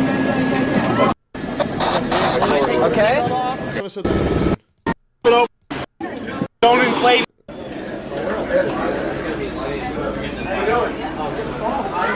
You get what? I want to go to the North Face with hang in front of 91st floor for 10 minutes, so it's make as long as we can. Alright, just going back to it. They just have a random animation of a helicopter flying into the North Tower at the exact same spot. Alright? Alright. Alright, okay, so we've watched this post, guys. This one is a copy message link. Yeah, so that's what I mean. I'll check my Telegram because I post there when I do my research stuff. I post there first. And let's go keep this one open. And let's go right here. Okay, Scott Myers, no. Going back to the photos, and then I'll look at the other stuff. And look at all the elevators. There were only 29 elevator numbers out of like possibly 20,000 found. Okay. There were 198 elevators. Yeah, 99 times 2. That's 198. And 15 miles of elevator shafts. There's like barely anything left. So if you've removed all of the Twin Towers but the elevators, I believe that's still more than the rubble that was left over. So just the elevators alone makes up more. Yeah, gelatin was a setup. Gelatin's also an element they use in holograms. Yeah, for sure. For the alt media, use that instruction. But what I'm saying is those guys literally were like told to do that 9/11 script because it was told to do it. And this one here, our friend who posted said they said that they had a whole memorial for the K9s, except no memorial for the 1,000+ that are still missing. Element is in part they use in holograms. Gelatin is part of some holography tech. They have some sort of property for like altering light. Okay, we'll look at that later. Okay, understanding the composites. Okay, I think that's it. That's it, guys. All right, so that's it. We're gonna go through this stuff and then go through all of Mark Collins stuff he just sent me. Guys, yeah, hit the thumbs up and share out for sure, guys. That's life now as you know it. And also, that's life. If you're interested, maybe this Saturday, if you want to, or next Saturday, if you join the live stream, because I don't have a guest unless John Hutchison joins the show. So where's John Hutchison? Right here. So right here, I asked John actually yesterday. Hi, John. I hope you're doing well. Would you be interested in a live stream to discuss your life's work anytime soon? Your wife is free to join in too. My usual times are Saturdays 1 p.m. PST. He says maybe I am rarely on the net, but sounds like fun. I'll let you know. All right, that'll be epic. The John Hutchison. So I think there's a thing, gelatin holography. So that's another thing, gelatin and holography. Gelatin is a photosensitive material, dichromatic gelatin for the fabrication of holographic optical elements, etc. Hardened is the best material. Yeah, hardened dichromatic gelatin is the best material available for today for the fabrication of holographic optic HOs because of its low scattering, large refractive index, modality, capacity, and other mumbo jumbos. Yeah, guys, use a super chat, guys. Let's try to make big money. Just let me know. I can easily do that next week or do the week after next. Okay, yeah, maybe the week after next. Pretty good. All right. And gelatin holography. Let's see, Holo Wiki. So you could do some. I think you put that inside the object, and you can have some weird holographic projection tech. Film forming solutions, soft matrix of coating, etc. Anyways, yeah. So the gelatin, yeah. So the gelatin stuff. If you see, let's say, gelatin explosives 9/11, that's what they push. They say the gelatin team. There's another gelatin like art group, and they're saying, oh, they're doing explosives or whatnot, and so on. Oh, Maggie, $5. Let's go, baby. Okay, toasted cars 9/11. All right, so now the Revisionist is interested in next week joining for toasted cars stuff. Yeah, that'd be interesting. Yeah, I think we could probably schedule that in. All our gelatin is covered in 9/11 alchemy. Yeah, 9/11 alchemy covers that a lot, and then. So if you go to the peak right here, this one, okay, it's a conspiracy. This guy pushing gelatin, and then he was saying explosives and so on. gelatin, and then they also had like giant boxes. And then there's another thing, the B thing, mumbo jumbo, but they're all pushing the explosives. So one thing, yeah, and they're saying that these boxes are probably explosives or something. This is just some random art group, okay? That is probably given the script. And they also had a book of like, I think jumpers jumping as well. So there's some weird stuff right here. So a jumper right here jumping in their art book that they're selling. And it's all before 9/11 and explosives and so on. And this guy right here, again, Elton John owns this photo. Explosives. Possibly referring to explosive E-team. He's saying E-team is referring to explosive team. No, they're a bunch of clowns also. Alright, all that gelatin. Also my interview with Chris Hampton did with me. Oh, yeah, for sure, watch that one. And you can add the link as well. Gelatin discussing this docu. Yeah, so Mark, you can also add your links in the chat. And let's go back to the other stuff. Okay, so what I want to show was, okay, so we go to, yeah, so 9/11 Visions, More Than Willing, 9/11 Toasted Cars. I think I want to try to focus on a specific topic, so Toasted Cars would be pretty good. Okay, just so like it's a main theme, but we could obviously talk about random stuff. All right, the one I wanted to show was Truth Methyl Miner right here, and then we'll go with Mark's stuff. All right, so the world is a stage, and this is 11 plus 9. It's 1109. This is that Afghanistan plane escape thingy. 1 plus 1 plus 9 equals 11, and then you'll have the numbers at the bottom there. 6, 2, and then 4, 4, 6, 6, 2, 4, 4, 6, 22. Add those up, it's 33. All right, that's that's probably a tell that whoever made that is like a top level Freemason possibly. You guys saying E-team is Jewish? No, I think they're Austrian. I think I had a. So we'll get back to this world as a stage soon. I just want to. So someone actually posted that they were. Let's see the comments maybe. Whoops, not YouTube, not data. I just want to go to okay, this one. Then I go to comments. Then I go to Austrian or Austria. I think they're Austria. I put a link in some stuff like this. Okay, this one right here, the artist stuff is misdirection. Yeah, this was a gelatin team. Someone was saying that the gelatin was Jewish. This is the gelatin group that was part of the thingy there. Okay, and I removed the apostrophe. Yeah, I gotta edit this one here. Gelatin, and then save. So this was the group that on 9/11 that they did a bunch of work there, and September. I don't know why it's not showing it, but anyways, this is an Austrian group. I don't know about the Jewish one. The whole Jewish course is for people to focus on who, while the world asks what happened. Also, number of Fibonacci sequence. Yeah, so the E-team wiki. No, so the gelatin one was the one that was being pushed for that they were Jewish, but they're also from Austria. E-team wiki. E-team. Let's go here. Oh, they made a movie about this. The film premiered. This is January 2014. E-team art group. What in the world's going on here? I think it's gotta be so complicated. Okay, who is E-team? They're a group of, okay, are they a group of Israeli art students? They might be the Israeli ones. Okay, so where's the E-team? like I don't understand. Just show me the E-team. Like they're not even, okay, I'm gonna go, I'll look at that after this. Yeah, another red herring, obviously, yeah, it's all, everything's, most of the things are red herrings. I got them confused with Israeli art students. Yeah, but if you look at their artwork, there's just a bunch of clowns, okay? Like half the stuff is nude, like nude in like public places. Anyways, going stuff here. So properties of this Fibonacci. 1109 is a Fibonacci number. Is the 16th Fibonacci number. 987. What does that mean? Triangular. 16th 1109. Yeah. So 16th 17. No, it's a 17th is this one. Why does it have 987 1109 position 1109? 17th, 47th. Okay, I don't know what that means, but anyways, it's Fibonacci exactly 18 years, 6 months from 9/11 to the day that WHO declared the pandemic. It's 18 years, 6 months, September 11th, and then March 11th, and then fall Babylon 18:6. Render to her just as she rendered to you, and repair double according to her works. In the couple she has mixed double for Interesting. Okay, so Fall of Babylon is 156 in English ordinal.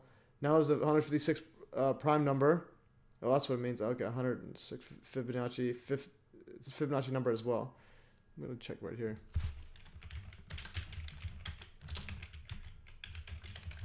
What's the Fibonacci numbers? So 144, 233. Where's the 1109? 1109. I don't see no 1109. I'll have to like yeah, some of the stuff I gotta like sit down and like ponder. Okay, so going back here. The world stage 11.9. 11 is that 186 prime, no 186 prime number. Oh, that's prime numbers. List of prime numbers. Okay, let's see list of prime numbers. See is list. Is the 156th. So 1109. What is a giant list? A list of prime numbers. What is a list of prime numbers? Okay, where's the 1109? Where's 2000? 1109. I'll just ask it. Is 1109 a prime number? Did you do a March Madness bracket? No, I haven't done it. I haven't done it, but I have a March Madness video before. I think I have a March Madness years ago. No, I haven't done. Have you done it? It's hard to get it. Yeah, solution is a prime number. Only factors 1 and 1109. That's interesting. All right, going back to his stuff. It's 100 exactly 18 years and 6 months from 9/11 to the day that who declared pandemic. Declared pandemic. The world stage. This English ordinal 8 EO. Yeah, that's 186. Fall Babylon 18.6. Yeah, that's the one you read. And 9/11 is 156 prime number. Interesting. They're both prime numbers. That's I didn't know that. Is 9/11 a prime number? Holy. Okay, we got 9/11 and 1109 prime numbers. I didn't know that. That's pretty cool. All right. Anyways, let's fast forward. I'm gonna go to the Mark Conlon messages. Okay, this one is that was that stuff. All right. Yeah, start closing some stuff. There's the apocalypse. Keep the stuff that's interesting opened. Okay, leave this one. Okay, Mark Conlon sent a bunch of stuff. Let's have a look right here. Okay, there's the sun. Okay, that's good. That's great footage there. All right. Turning to dust. All right. Let's go. Not at first plane. This is the one we went over. Yeah. So not at first plane, showing a shadow from the sun on the north face of the north tower, and this from HD quality. So they have a shadow right there. This shows the sunlight casting a shadow on the building of the on the building face of the object approaching the tower. Okay, so you have one like I showed it earlier in that HD one or the enhanced one. It has a in front. Just passing these on while I'm finding them. Here's the video camera that Naudits were using. No need to talk about this on your live. No, just passing this on. I'm talking about it now. I just wanted to. We're in the middle of it because that's the camera they're using. Yeah, this is epic. Yeah, so they're using actual HD like high definition cameras. Same process to make the holes. Plain holes destroy the towers.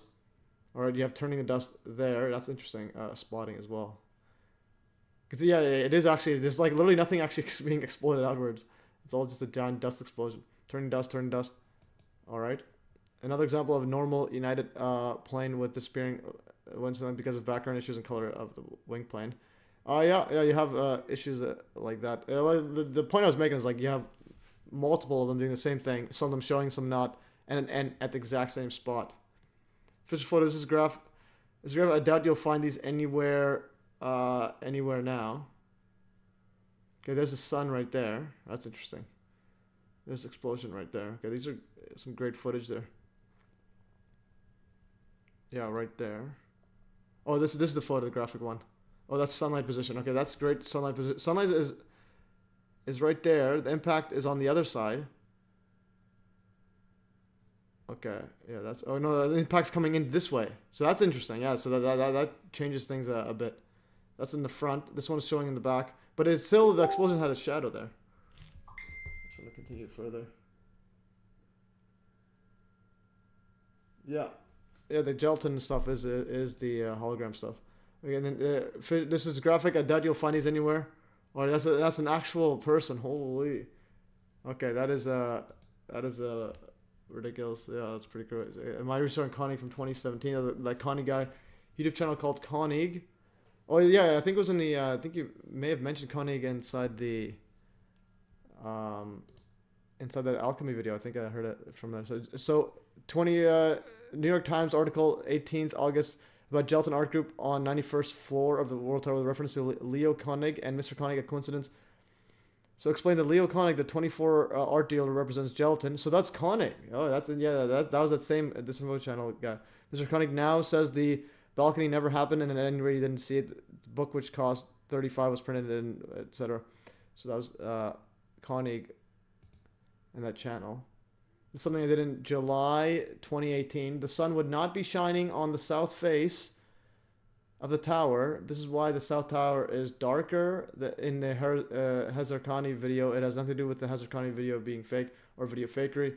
It's before the dawn, so it is darker. So ever notice that the shadow is in the wrong place in this video? Yeah, this one, the shadow ones, I gotta like actually sit down and analyze. Twin Towers stand for 11. Yeah. Okay. Ever notice that the shadow is wrong in this video? The plane hits the building on the south face. The east face is in bright sunlight as it should be. So the east, there's a bright sunlight. However, the sun in September, New York rises in the southeast. There's no astronomical reason for the south face to not be in bright light as much as the east face. If the shadows in the video are correct, the sun would have to be directly east of the tower, which it was not. And there it is. It's at an angle there, which is not. I think the shadow here is there to partially hide the details. I've looked at various posts of these videos dozens of times and never noticed shadow. Crosby, Stills, and Nash. You know there's something that's going on here. That surely wouldn't stand in light of day, and it appears to be such a long time before dawn. All right, let's see how this shadow is. All right. So basically saying this should be brighter there. It is said that the sun rises in the east and sets in the west, but in New York's latitude, that's not quite the case. On the summer solstice, the sun rises in the northeast and sets in the northwest. So you have northeast up top there, and then setting.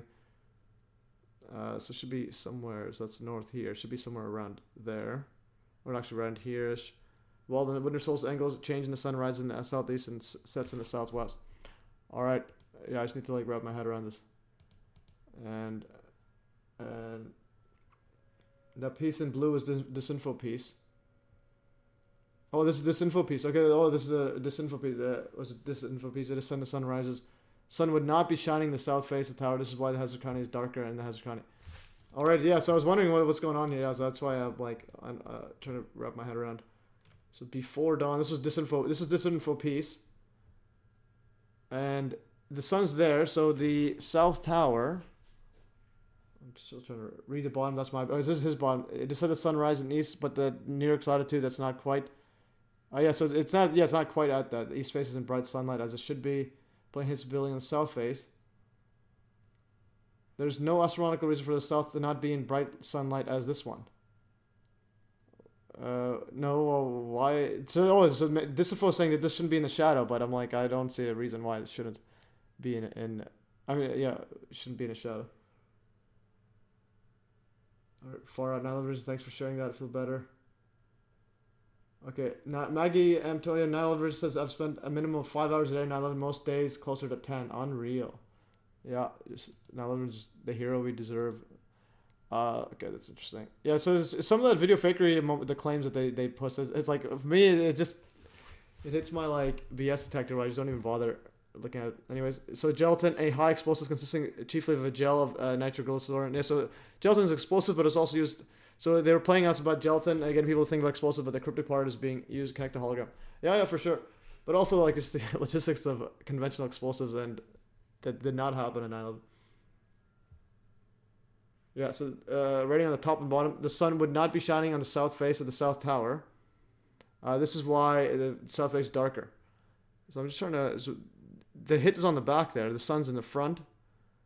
So what am I even looking at right here? Oh, the north tower. Okay, oh no. Okay, so the north is over this side. Yeah, you're right. And this is where the impact is. I think that's impact there. I'm just trying to go back to the. Where's the Wikipedia? Okay, where's the 9/11 attacks? So I'm like a wiki. I'm like a visual person. I need to like see it in 3D. Yeah, let's go back to the impact zone here. Oh yeah, so it's on the side there, So this is the north of it. Sorry, I'm just trying to wrap my head. So the north side would be, I think the impact zone would be the north is on this side, I think. This one's back there. This is there. So if you rotate it around, yeah, so you're right. So the north is where my mouse is. This is gonna be the south side.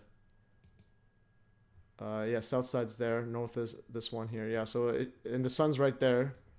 So obviously this impact's not gonna have it there. Yeah, so this one's not gonna be in the shadow. I mean, this one is gonna be in the shadow. It's not gonna be completely bright like this info one. Yeah. But anyways, the disinfo ones are they're pretty easy to spot, a lot of them. Like you just look at the actual claim and try to verify it, and you just realize you can't. Just leaves a dead end. Okay, so we went over this. Let's try to power through. We have a whole bunch of stuff, and let's see the timing. We have 42 people already. We have people just still spiking up. Yeah, north is on the left side. Yeah, that's the thing I was just wrapping my head around. I'm like semi dyslexic when it.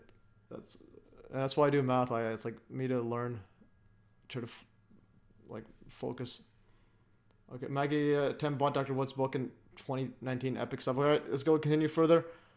People saying they're getting unsubscribed to MES without them trying. They just unsubscribe. Okay, now the revision wakes up reptile hybrid host that hosted X Space with Richard. So if you've seen that before, this guy right here had a X Space with Richard Gage, and then now the revisionist talked to him, and now he shared this photo. But he also shares a whole bunch of other stuff. He still shares this right here. This guy here, X Space host, he had Richard Gage on. He still hasn't tagged. So this guy's one of those sharing whatever it takes kind of person. All right. And this one viral actually. So this one, I posted this on Telegram, and then it was shared by the French guy. It says 2001 can't see the plane, 2021 can't see the virus. Let's see here. Terror with invisible things, good game. Yep, that is epic. All right, let's continue. Power through. Lasers cutting trees. So it was actually Paul Level sent me. So this one here, felling good gone wild. All right, interesting. So this was removed. But anyways, this guy's using lasers to cut trees down. Try to make it bigger. Okay, this guy's using lasers to cut trees down. I'll just move it like that. All right, so we got some epic stuff here going on. So we got directed energy lasers right here. All right, that's pretty interesting. All right, let's close this. Next setup here. Now the revisionist wakes up reptilian. I already did that. Boeing planes have millions of parts. Compare them with space shuttle crash. All right, I'll go here. Space shuttle. So this one had a good back and forth right here on the telly. And then space shuttle. Okay, so here I had yeah, so I put this right here. Compare. Yeah, so recovering the space shuttle Columbia. Look back at the FBI's role in the wake of national tragedies. This one went through. I think the heat was higher than the assumed heat at 9/11. This was like coming through the atmosphere, and then it like lost control and crashed or whatever, and it had parts all over the country, and it has 82,000 more than 82,000 parts found. I'm gonna copy this message link. Put the space shuttle right here. And then, so 82,000 parts found, and they were able to lie them all down here at the exact, at like roughly the same spot that they were supposed to be.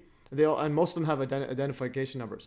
And then compare that with 9/11, you'll have fuselage, landing gear, engine, landing gear there, and that's pretty much it. You have like there's barely anything compared to this 82,000 with most identification numbers there. So recovering the space shuttle Columbia. Look back at the FBI's role in the wake of the national tragedy. This is the stuff that's left over. So right here, a NASA hangar holds pieces of the space shuttle Columbia. Searchers, including FBI, recovered 38% of the shuttle, more than 82,000 pieces weighing 84,000 tons. Specialists at the FBI laboratory helped identify some of the serial numbers of the damage file. So there's a bunch of these have serial numbers, and they were able to find all this. And I compare that with this right here, and I was actually asked about that. I think I wrote mansplaining. Okay, no, this is earlier mansplaining. Okay, we'll get through that. Okay, we got some more stuff from Mark.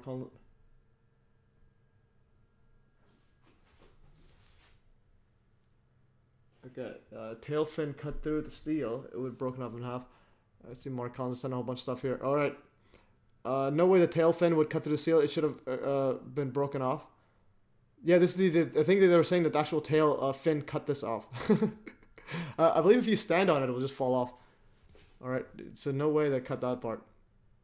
And another part is it's like the cuts are literally where the bolts are. So I think the bolts were removed. Yeah, so parts of the space shuttle wing and interior was exposed to temperatures higher than the surface of the sun. Paul says that. Yeah, so but they're still recovered. That's what I'm trying to say. You have like 38% was actually found and recovered, and they were able to put it in roughly the spot where they're supposed to be. Like here's the tires. The thing I learned was the tires were actually like designed to withstand like a lot of impact. That's why 9/11 ones. Yeah, some people say the tires were found and they're inflated. No, they're actually deflated, but they can actually survive a whole lot. All right. Oh, that's this. I think it was in here. Okay, we'll look at that one later. Actually, it was in a dashboard. I'll go here, dashboard, and look at the comments.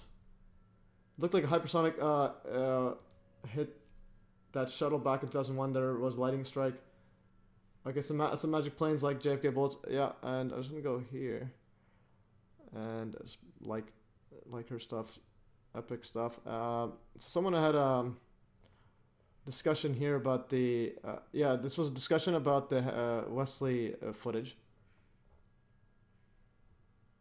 Something about the Kevin.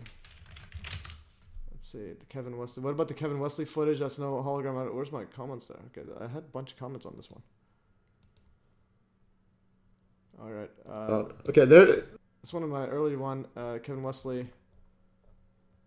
Yeah, this one right here. So what about the Kevin Wesley footage? I said there's no hologram, and I said I covered that at the 4:30, 43, 48 mark. The entire plane disappears in that footage.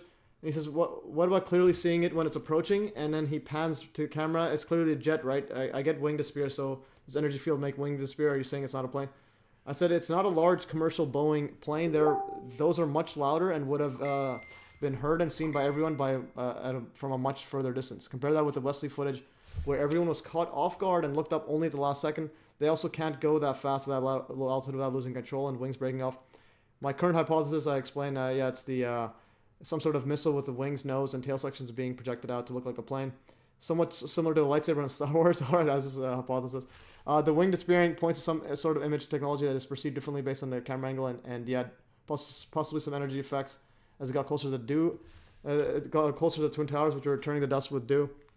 He says, interesting theory. What do you think about the engine and wheels that hit the street? Just something shot out of the building or attached to the missile saber. And I said, my current position is that those parts were planted inside the building and were flung out during the explosion. This appears to be the case at the Pentagon in Shanksville too. So large Boeing planes would leave much more debris than was found. They have millions of parts, and many have unique ID numbers attached to them. Compare the few plane parts at WTC with the 82,000 plus recovered from the space shuttle crash. I put a link to that, so everyone wanted to read that out. Yeah, it turns the camera right away. Actually, we'll do some footage. We'll do some live research right now. Kevin Wesley, new 9/11 angle. Is this new? Okay, where's the original? Does he have an original link to it? Kevin Wesley's video. Okay, so this one here, uploaded 2 years ago, 8.9, and this is right here. So 8 million views, February 24th, 2022. So he uploaded later, and he has a Bible verse. I think he has a Bible verse or something, or that was a later one. But anyways, he put a bunch of stuff here. Yeah, he does have Bible verses here, Chronicles. As I prayed about what to share, I decided I would share the struggle for my own personal devotion. So, and he posted this years later, but I believe it was like unlisted or something. But he had it unlisted from like way early on. And then you wrote, "Oops, I forgot to put the most important video I've ever recorded for 2 decades. My bad, guys." Okay, and then going right here. Let's see how yeah. So the key part is he catches it off guard.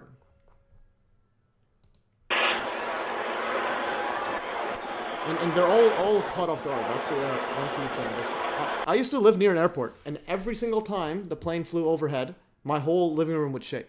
Like, we just start shaking. So we have to stop whatever we're doing, because the whole thing would shake. And it's like loud. Like, you can tell if something's flying overhead. And now imagine it's like much lower, and going, and it's a large Boeing, and it's going at 500 miles an hour. Just imagine that. They're all just chilling. No one hears anything. No one hears anything still. No one hears anything. Everyone's looking right here. Exactly. And everyone's looking down, doing whatever. And then,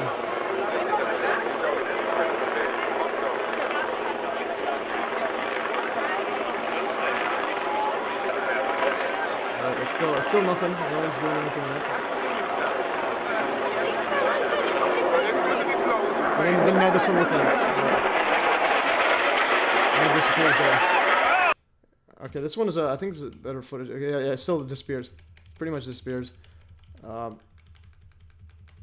Yeah, so it's again disappearing weird stuff. But the one interesting part is a wing is like slightly. Yeah, this part here is when you zoom in. The wing is like slightly blurry and then it gets back on. But anyways, any footage on its own is questionable. You need to have all of them together. Perhaps audio added later. Bunker busting thermonuclear weapon, possibly a MOAB. All right. Yeah, so that's interesting. So this guy uploads literally February 24, 2022. Yeah, it's like possibly a distraction from whatever. Or something's going on. But anyways, that's interesting footage. Going back, I think let's go back, continue here. Space Shuttle, I added that. Okay, Space Shuttle. Scott Myers, Casimir update. Okay, so we'll go over this stuff. And so Casimir sent me a bunch of stuff here. There's also assassination photo ops. Scott Myers' original photo unenhanced. Showed that one. And U.S. government poisoned alcohol during Prohibition. We'll read some of that. But I'm going to go through this giant blockbuster associations that Casimir sent. And we'll see what happens. But first, let's go back to this stuff here. This is Mark Collins sending a whole bunch of stuff. They're playing with us by the gelatin oil, right? He says, no way, the tail. Okay, so more planted plane debris on the roof. So this is some on the roof there. You got some there. Whoops. And let's see what this comment says. Okay, right here. And he says, no one can explain what this object was flying fast during second plane hit. All right, so low flying object flying by at a speed, yeah, at a low altitude in this area. Was this dumping debris? Oh, that's interesting. There's an object right here flying. So if you send a link there, that's Copper 5. I'm going to just take a look right now. Fox News, Chopper 5, second impact. So there's an object here, or that might be dropping debris. That's an interesting analysis. This is going fast. You got to drop it quick. Yeah, but the thing is with the debris, you just throw it roughly anywhere, and people believe it. All right. No one explained this object flying fast during second plane hit. So let's try to find this exact footage. So that's something I need links so I can like show everything and easily share it. 9/11. This might be it. Let's check that. Now this could have been an aircraft from us. With Dick Oliver, floor of a plane kind of flying, and again, you had smoke. And just a few. Okay, going back to this. Yes, if you can send the exact footage there. Where's the link right here? When does this hit? This is at the second impact. Let's see if that's in this thing. Minutes ago, Jim Friedel in Hoboken said, perhaps purposefully, into. Oh my goodness! Okay, anyways, I need to find out, Mark Collins, if you can send me the footage. I need the video. That sounds epic. All right. Let's power through. I'm going to close some stuff that we don't need right now. Close this. Kevin Wesley, yeah. And this guy says, man, there are so many videos disproving all this. What's wrong with people? I'm like, basic physics can't be disproved. All right. Yeah, and that also brings me to like the gyroscope stuff. I had people in my TikTok video going viral. They're trying to argue about things they don't know. All right. Anyways, continuing further. All right. Okay, so I opened this stuff up, and let's see here. Okay, so here's the blockbuster stuff. I'm gonna read this out. This is Casimir sent me. He sent me email also this. So Matthew, I can't tell you why the man picked a Boeing engineer as Scott Myers, and 3D imagery expert to multitask as the playground dad, accidental cameraman who captured the video of a Boeing plane penetrating the South Tower, and I don't know why he was then reinvented as a single and unstable activist. Activist, and let's see if I can make this brighter. Or this is the dark. I can make it brighter just for the audience. And going back here, okay, this is just bad. Okay, going back here, and I don't know why he was then reinvented as single and unstable quote activist and editorialist in upstate New York. I know YouTube policy insists that I state that I agree that Mr. Myers was murdered. So let's just say I also wonder why he had to die. Where is this narrative headed, and why is there so much of it? Dr. Judy Wood, I think, correctly states, quote, the planes had nothing to do with the tower's destruction, so she's correct in leaving it to others to explain a distraction. But with the Carrie Weiser trial coming up on 4/22, so it's literally next month, and lots of hands, is the alleged murderer of Scott Myers, and lots of hands currently busy mounting that production. It's got to be a mistake not to sit down and watch the show and take note of the players. I'd like to give you a concise and coherent description of the Columbia Green counties sitting into which Scott Myers was dropped. But believe me, it's all too big. I think we should begin by looking at the online code community newspaper that Myers wrote for, and in time to look at its proprietors, Enid Futterman and John Isaacs. They are partners in this quote news venture and partners in their personal lives. I'd like to come back to their biographies and resumes on another day, but today please take note of the attached images of their online front pages and the banner featuring their other editorial contributor, that former MSNBC contributor and self-described black man spy Malcolm Nance. It's quite an unusual quote local newspaper that's featured a regular quote counterterrorism columnist. But it's one thing that makes IMBY in my backyard special, and Malcolm Nance calls Hudson, New York, and Columbia County his home. Nancy is busy fighting the U.S. enemies everywhere, and nowadays he mostly finds that enemy everywhere, especially within the USA. This is a long stuff. Let's just see what happens. Nance had a lot to say about the white supremacists he credited with the January 6th insurrection, but he found time to fight in Ukraine, where he volunteered for the Foreign Legion or something over there. Can a U.S. Navy officer sign up as a mercenary to fight to take on Russia? I guess so. Malcolm is located in Hudson, New York, but guess who else is? Richmore Aviation. And why is that important? Because Richmore Aviation is credited both as a private airline that trained Muslim terrorists and was also the airline that performed practically every, quote, extraordinary rendition that transported those Muslim terrorists that Malcolm was spotting. Richmore is said to have performed 55, I think I have the number right, flights to interrogation destinations all over the world. I don't know if YouTube has a policy on denying the actuality of these terrorists and the flights that plucked them out of this country, but anyways, it was said they'll all be happening here in Columbia County. It's big, Matthew, and if anyone wants to try to explain Myers' network and cohort, eventually they're going to land on the nearby Center for New Economics and probably everybody's proximity to and Patreon from AB Rockefeller. But I think AB and Enid and John can wait for another day. And today your audience should at least get a link to Malcolm Nance's eulogy for his wife Maurice. Malcolm said he was outside the Pentagon on 9/11, and he says he saw the quote plane crash into the building, and he says he met Maurice in that year on the first anniversary of the attacks. Malcolm had a PTSD moment and reached out to Maurice. She comforted him on the first anniversary, and he needed her comfort on every anniversary going forward until she died. Are you ready? On 9/11/2019, just before COVID, 2020. Yep, really poor Malcolm. Here's two links to eulogy. There's a link here. This video posted on Facebook has much better audio than the YouTube post, but I'm not able to scroll forward or back on the Facebook one, so you're getting both. It's all right if you can't fast forward because Malcolm is first out of the gate and his eulogy blows past quickly in all of its unbelievable details. Don't you wish they push Marie's caskets back toward the altar or spin it 45 degrees so the visible coherents don't have to shimmy by on the wait side to walk their front row pews? It's as if all of the actions will be squeezed into the fixed camera frame because it's all about the show. I think that's enough for today. Thanks. Here's a bunch of links right here. Search extraordinary renditions, Richmore, Malcolm Nance. Alright, this is all over the place. Okay, this is Malcolm Nance there. Is this Malcolm Nance? This is, let's go back to the, right here. Alright, Malcolm Nance. Nance is the first. Okay, take note of the attached images of their online front page and a banner featuring their other editorial contributor. Yes, it's Malcolm Nance. I think it's the black guy. This guy doesn't look familiar. Let's go Malcolm Nance. Yeah, so this guy right here is Malcolm Nance. Alright, he's at contributor. And so on. This is the Schmoker Center.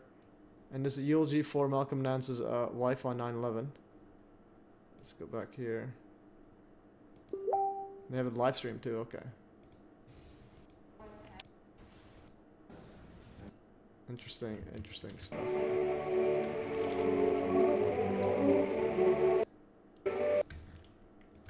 Alright, so that was connected to Scott Myers. Okay. Row 4 and Times looked at the proprietor. I just want to see how the connection was. Newspaper. Okay, community newspaper. The partners and news members like come back biographies. Online front page. Okay, so that was an image of their online front page. So Malcolm, this is that IMBD Catskill, and then IMBD Malcolm Nance, Black Man Spy. All right, and that was this is Mark Vigil, Scott Myers Vigil 2021. So they're promoting that Lance guy, and there's her death. September 1st, a spy's wife. All right. Anyways, yeah, that is pretty epic stuff here. Basically, a bunch of connections with all these random people, but I just gotta like wrap my head around it. All right, this Washington Post archive. Let's see it. Nance Malcolm quit MSNBC to join Ukraine's foreign religion. Okay, so he's quit MSNBC, now he's going to fight. Oh, yeah, I heard about this one. Actually, I was wondering what kind of clown is this guy doing. All right. And all right, epic stuff. Yeah, look at his life. All right, there it is. Sharing the stuff. Thanks for sharing. And let's go. Some other stuff here. I'm just gonna continue for. Okay, let's continue here. Okay, so a message from here. Simon Shack's brother was sponsored by Bin Laden construction family. This is Simon Shack pushing video fakery. What's the chances of that? And Shack had to admit this after being outed. Shack's dad also worked for UN. Unreal. All right. Okay, so yeah, another version sharing this stuff that's epic. So my Bin Laden connection. This is Simon Shack. So here's the story. My brother and former racing driver Mario was sponsored by the Saudi Bin Laden construction firm for a couple of races back in 1996. How did this happen, you ask? Well, maybe a little forward is needed. Mario's childhood of becoming a racing driver had one major obstacle from the word go to work up the ladder of every very expensive world of motorsport. You need money. Mario had none, and my father certainly couldn't and wasn't going to help him. So he soon became a bit of a wizard sponsorship hunter. In fact, 95% of his time was spent chasing sponsorship deals and barely 5% driving racing cars. Sadly, I've not been in talking terms with Mario for a long time for unpleasant family reasons. I spare you, so I can't ask him to fill me in with all details of just how he bumped into the Yesmalam Bin Laden in London. Anyways, he struck a deal to carry the Bin Laden logo for a few races that year. I believe Mario struck perhaps 100 such deals during his career, most of them involving small sums of money. In the motor racing world, I remember people crack jokes of the unending changes of stickers on his racing cars, a continuously shifting patchwork which made his mechanics go mad. I think the poor lad spent more time redecorating his cars than tending to their engines, setup, and performance. You may well imagine my stupor horror when a few years ago I flipped through my hundreds of motor racing photographs from the late 80s and bumped into one depicting Mario's car with a Bin Laden logo. He literally has a Bin Laden logo. This guy's sponsoring his brother. It's sponsoring his brother. And remember, Simon Shack is the one who did video fakery at Disinfo. And I filmed through my hundreds of racing photographs and bumped into one depicting Mario's car with a Bin Laden logo. I'd of course seen it back in 1986, but it didn't quite stick in my mind. The stupor horror soon turned into uncontainable laughter as I said to myself, wait till I post this on September Clues forum. However, for a number of reasons, including friends' opinion that would be madness, I eventually didn't. And in hindsight, I guess that was one of the silliest mistakes I've ever made. Undoubtedly, the spooks and trolls will dance in circles to have beat me into this damning revelation. So please go ahead and call me stupid or suspect me of being a covert Bin Laden family member. But ultimately, I hope you'll laugh as loud as this droll and rather surreal life synchronicity. Yeah, so he didn't want to share it because I think it was mad, but no, it's absolutely ridiculous. Power-ups of flare dinners, there's no penetration, or people saying. And neutrino wasn't hot. Anyways, yeah, so this is actually pretty mind-blowing. I had no idea. And Simon Shack is a Simon Shack. No, and the names even seems fake. I love video fakery. Okay. Yeah, I think he's a September Clues guy. Okay, September Clues. And this is Simon Shack posting that it was on 9/11 TV, etc. And this guy's brother sponsored by Bin Laden. Unreal. All right, I am losing some focus. Let's try to follow through. Perhaps a flare, but not penetration. Someone's talking about. Yeah, so I still think it's some sort of like advanced bunker buster that contain it. And then Shaq's dad also worked for the UN. Unreal. That's a September Clues guy. So anyways, going further. So U.S. government poisoned alcohol during the Prohibition. Let's see how much we have. A whole bunch of stuff here. I'm going to try to power through one at a time if it's interesting.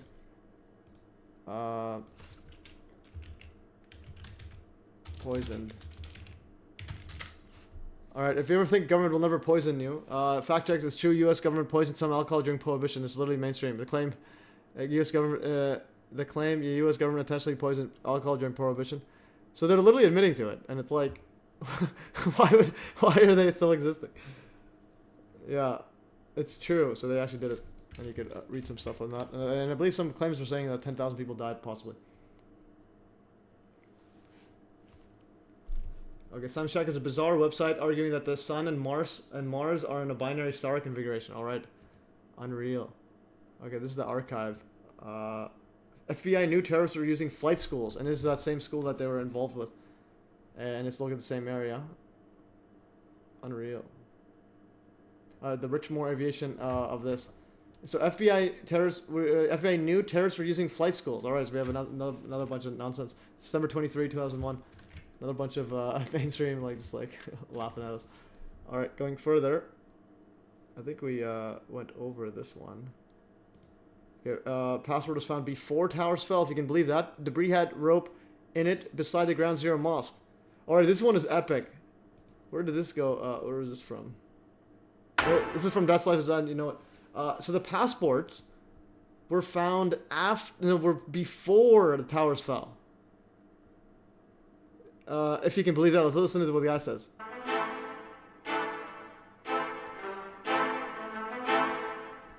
Oh, Mark Collins says I have to go. Another good show for sure. Bye, Mark. Thanks for joining. Thanks for the links. Have a great day or night, whatever time it is in UK. Alright, let's play this.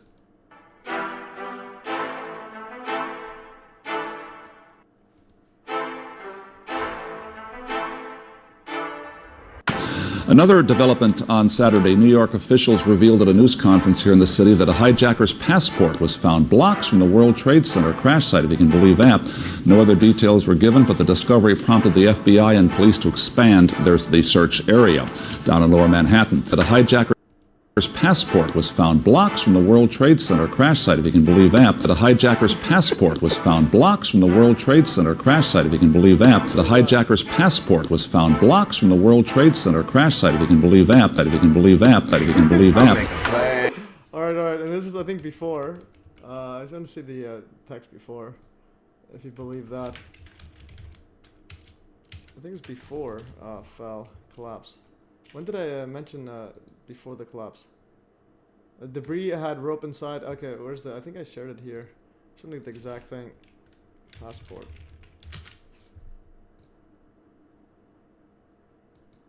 Okay. Okay, it was somewhere in there. I never miss. For Patrick, in part. Let's see. I think I'm just gonna fast forward. Oh yeah, they're right here. So 4 passports. 4 of the hijackers' passports have survived in whole or in part. 2 were recovered from the crash site of United Airlines Flight 93 in Pennsylvania. 1 belonged to a hijacker on American Airlines Flight 11. That's the first plane. A passerby picked it up and gave it to an NYPD detective shortly before the World Trade Center towers collapsed. All right, and the documents. I think I was able to find the documents actually that said this. I forgot where I put this. If you can believe that, guys. Let's go. Passerby picked it up and gave it to an NYPD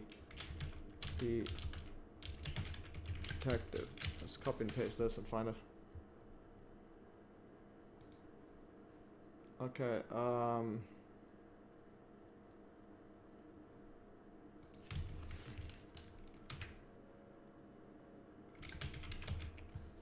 yeah, the password of Saddam even Wikipedia says a few blocks. A passerby picked it up and gave it to an NYPD detective shortly before the towers collapsed. Alright, if you can believe this, alright? Were anyone else's passwords found? Yeah, they showed all the passwords in this thing, in this video. Or the video I just overrided. Let's go back here. Yeah, so the passwords were found. I think there's 4 found.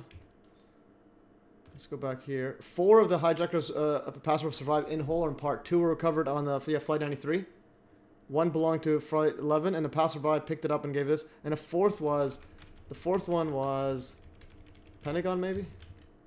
Was recovered from luggage that did not make it. So one of them wasn't in the crashes. From Portland flight to Boston, and this was supposed to be flight 11.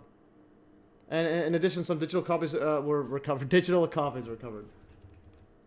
All right, so this one had so flight 11 had debris coming out. Like they found the password before the towers fell, and they gave it to NYPD police. So someone found it, gave it to police, and then the towers fell. Okay, if you can believe that. Let's play this again. At a news conference here on Saturday, New York officials revealed at a news conference here in the city that a hijacker's passport was found blocks from the World Trade Center crash site, if you can believe that. No other details were given, but the discovery prompted the FBI and police to expand the search area down in Lower Manhattan. That a hijacker's passport was found blocks from the World Trade Center crash site, if you can believe that. That a hijacker's passport was found blocks from the World Trade Center crash site, if you can believe that. The hijacker's passport was found blocks from the World Trade Center crash site, if you can believe that. That if you can believe that. That if you can believe that. All right. If you can believe that, I just don't know anymore. That's like wearing 3 masks. Like that's like a triple masker in COVID times. If you're wearing 3 masks, you don't deserve like a lot of stuff. Okay, missile. Okay, another point I want to make is also the debris had rope beside the Ground Zero mosque as well. That was another interesting part. We'll play that near the end as well. So the Ground Zero mosque where everyone's complaining, etc., and then they found debris with that had contained rope, and they wouldn't know why there's rope there. But anyways, the rope one is ridiculous.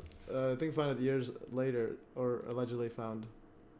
Yeah, I guess let's see the rope. Theories have been raised that the rope entwined with the metal was used to lower it into place. Why is there a rope? The police say it's unlikely. The tiny space is now a crime scene. It may be searched for human remains. Anyways, since the terrorist attack. This find was made coincidentally by surveyors working on an Islamic community centre. The same centre dubbed the Ground Zero Mosque. All right, so literally right at the mosque they found this debris, and now they got everyone protesting and so on. If you can believe that.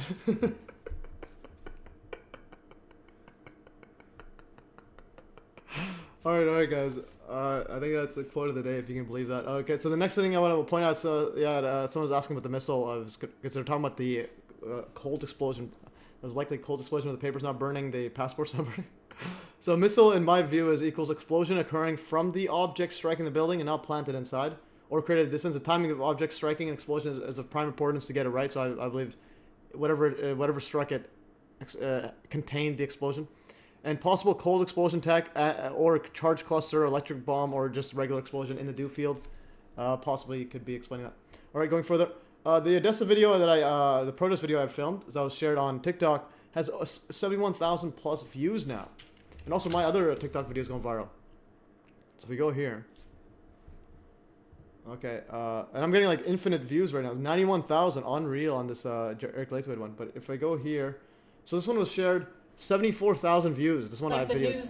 So I videotaped this, and then this person shared it, like just uploaded and then shared it.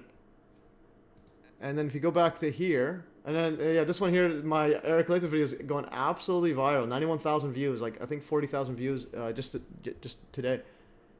Let's see, this video. But then you know you always get. And this video is epic. In the difficulties when you try to explain the behavior of permanent magnets. Let me show you what I mean. I also got to play this one. I'm going to use 2 bar magnets, and first of all, I place them with like poles opposite. So, of course, they repel each other. If I put a bit of steel now on the pole of that magnet, I don't change the polarity of it by just doing that. If that was a north pole before, then the outside of the steel will still be a north pole, and so it should still repel the other magnet. Shouldn't it? Surprise, surprise. Now, in that condition, both magnets are pulling on the steel outwards. They're trying to split it in half. Let's give them the opportunity to do that by making it a double piece of steel. Now, when I release my fingers, will they in fact succeed in pulling it in half? They do. Now, here's a situation, isn't it? In that condition, they just don't want to know each other. But with only a single piece of steel, both magnets are quite happy to attach themselves to it. I told you permanent magnets are going to be difficult, but believe me, there's worse to follow. Suppose I take an unmagnetized steel ball and an unmagnetized bit of steel. I'm going to put the steel ball on the magnet pole. As I approach it and touch it with the unmagnetized bit, I can always succeed in bringing the ball away with the unmagnetized piece. If I put a bit of cardboard in between magnet and ball to begin with, you can actually see the ball jump away from the magnet.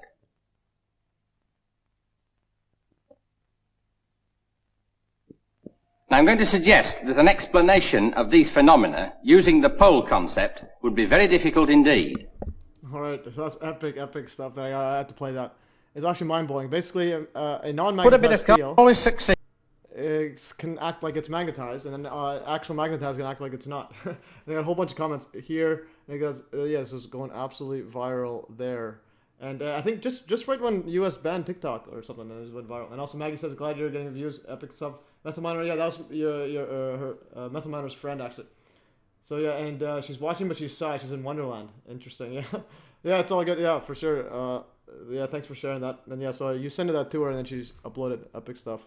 And I tried uploading it, but I didn't get any views. So yeah, I tried uploading it. So the thing is, it's not just like getting the uploading stuff, or doing stuff, but you also gotta get it viral. Mine's 500 views. The VP. Also, I don't know how to get, I don't know why I uploaded vertical. I want to get side, so and you can't get these things blocked off. But anyways, and hers had text and so on, and already has a bigger following. But anyways, I'll just show you the TikTok stuff. It's absolutely going viral. It's the last 60 days. So here's the last 60 days, going absolutely viral from that video. So 28,000, 33, now 33.3. Already got some epic numbers here. And profile views, followers, I think, unique viewers, and yeah, followers blew up over 1,000 now. And this one is absolutely epic, this video. I gotta always just wrap your head around that. I'm gonna put a link there. Oh, is that Caroline Sura? Oh, Methyl, is that you, Caroline? All right. Caroline or Caroline. All right, let's put a link right here. I think I have Eric Lathwaite. All right, I don't have a link already on this. Anyways, going further. I see the timing because I'm losing some energy. We have some people dropping down. All right, we peaked at 43. Now we're back down to 31, and so on. And we've had 2 hours 17 minutes already. I'll try to rush through. I don't want to go too long unless you guys want to go 3 hours. Okay, I'm gonna start closing some stuff. Yeah, no. Also, there's a thing. I'm seeing 91,000 views already. Literally got 40,000 views today. Or past day right here. It's epic stuff here. 30-year-old conspiracy. All right. Now we're just sending some stuff. And yeah, so 91,000 views. All right, I'm gonna close this. Now I'm gonna try to pretty much wrap stuff up, putting all the stuff we'll go over. So escalator disappears. Oh, this is the escalator one. Okay, the escalator one's gonna be epic stuff. So okay, health effects of WTC and exposure and dust. I'll click this one. Autistic savants show evidence of telepathy. Okay, this one's epic. And 9/11 and NIST vault. I'll put a link right here. There's a bunch of stuff here. What is this one? This one's debris. Okay, this one he's out. I'll just keep this closed here. I'll put this here. Timeline. I'll keep it here. Let me just live stream 27. Close this.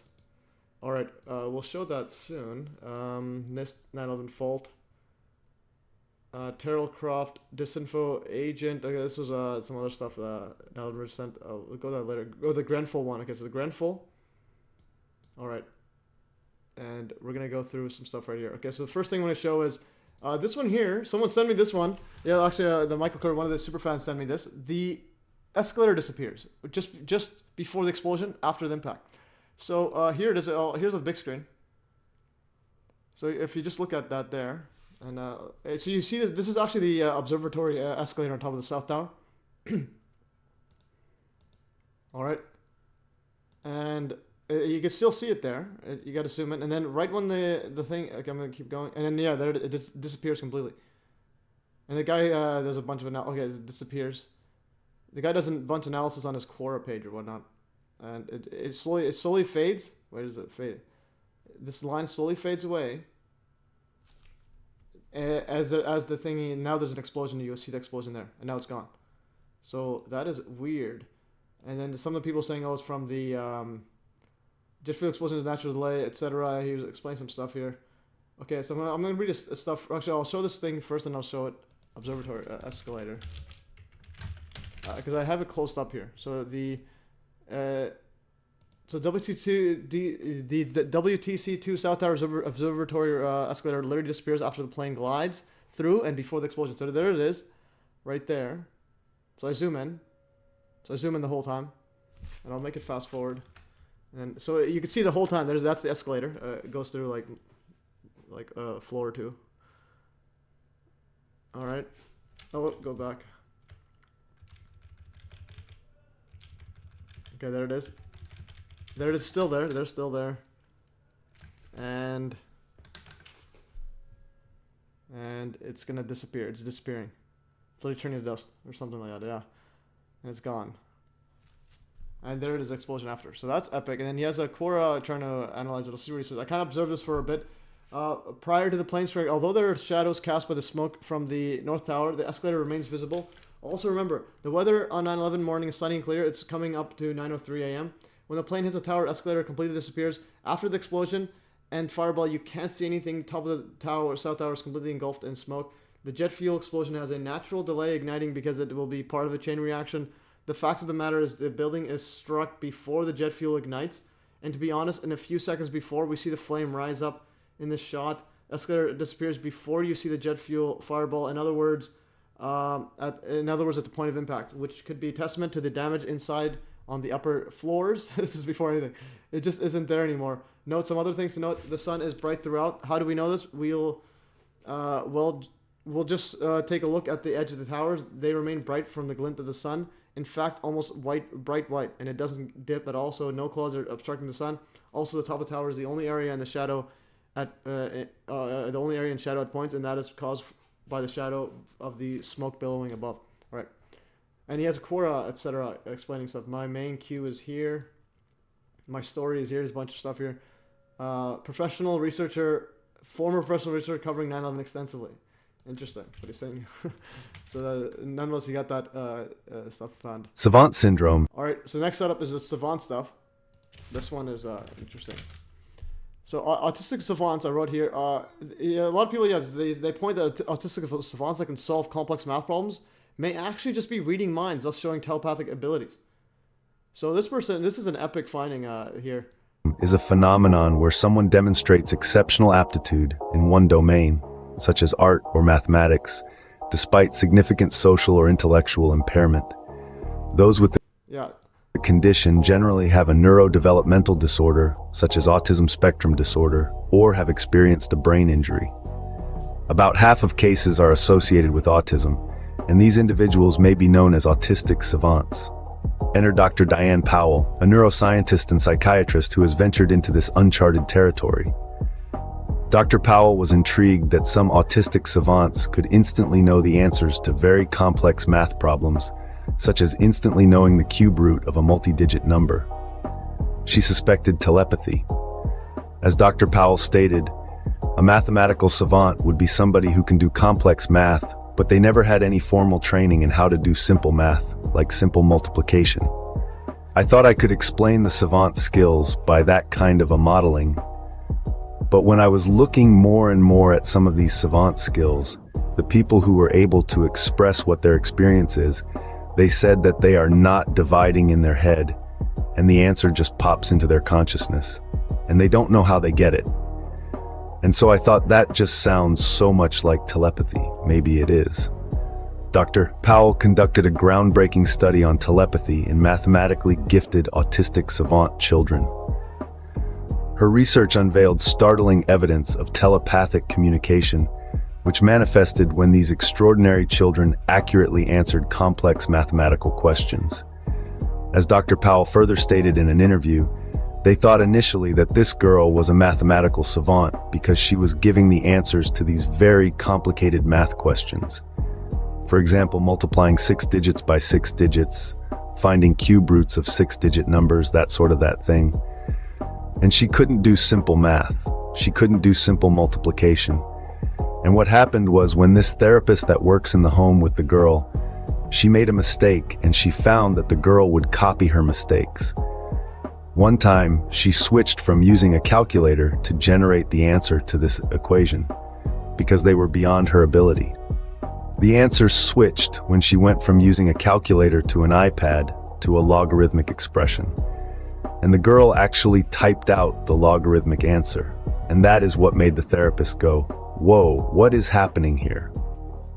Dr. Powell continues, for example, if the answer was what the number would be if you were using a different base, let's say you were going to have the answer expressed in binary notation, just a series of ones and zeros, this girl would be able to express the answer in the ones and zeros to make them simple, because that is a binary expression of the same number.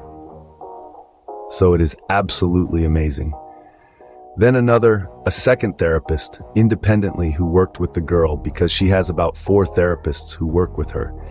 The second therapist independently had a similar experience where she made a mistake and the girl repeated her mistake.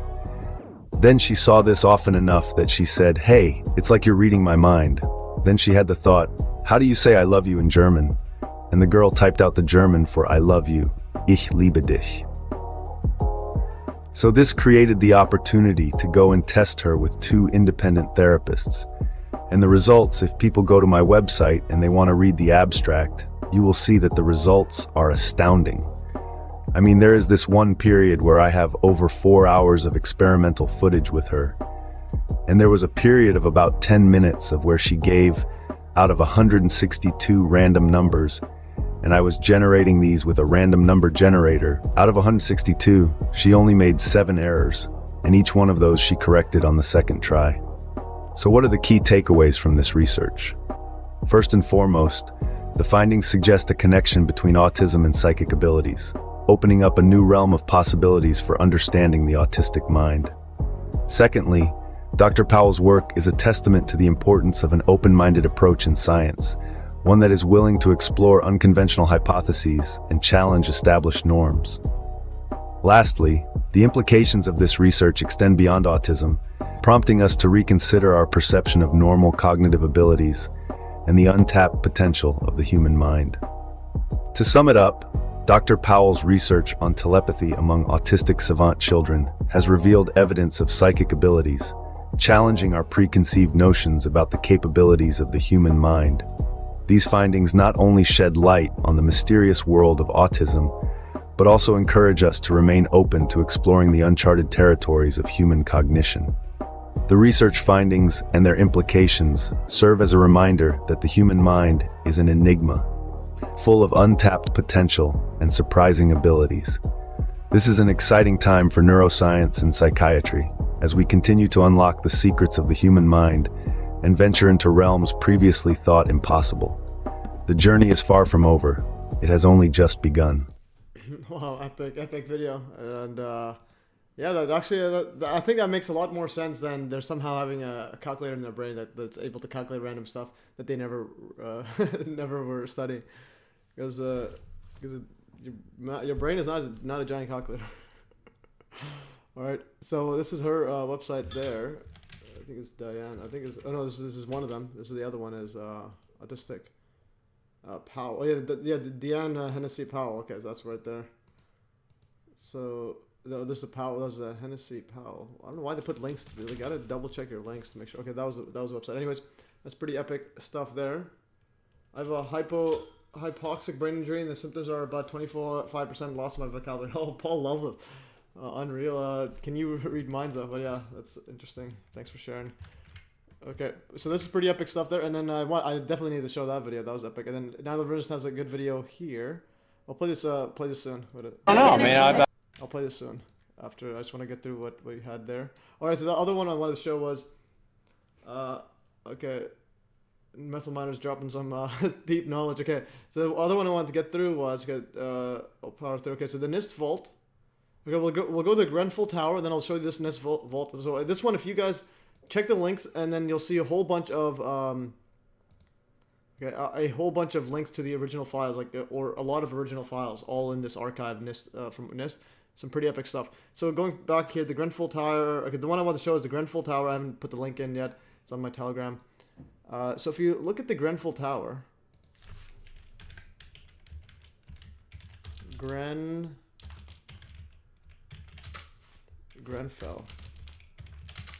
All right. Please consider using Super Chat. Follow Mag's example. Donate $5. Yeah, throw some money at me, guys. Okay, so here's a Grenfell Tower. So on June 14th, Trump's birthday, and the first year of his presidency, 2017, a high-rise fire broke out in the 24-story Grenfell Tower, and then it burned in North Kensington, West London, and burned for 60 hours. 70 people died at the scene, and 2 people died later in hospital, with more than 70 injured and 223 escaping. It was deadliest structural fire in UK since 1988. Anyways, so it was burning for 60 hours, and it didn't fall. And it's on Trump's birthday. And there it is. 60 hours, looks like that, and it goes like that. All right. And then what I wanted to show was... okay, so what I wanted to show was Grenfell. I think there's another one.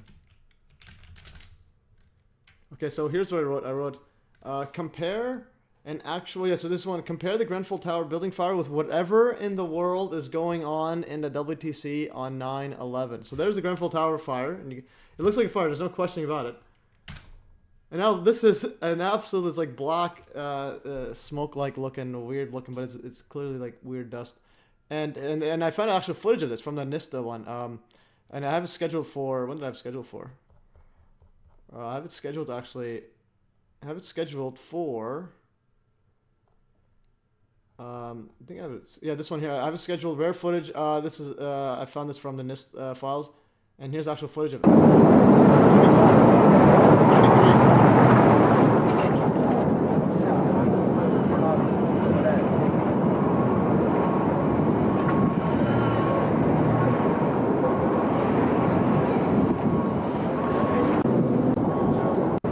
Zooming out. Yeah, okay. So compare the Grenfell with whatever this is. Like whatever that is. It's like a giant like afro.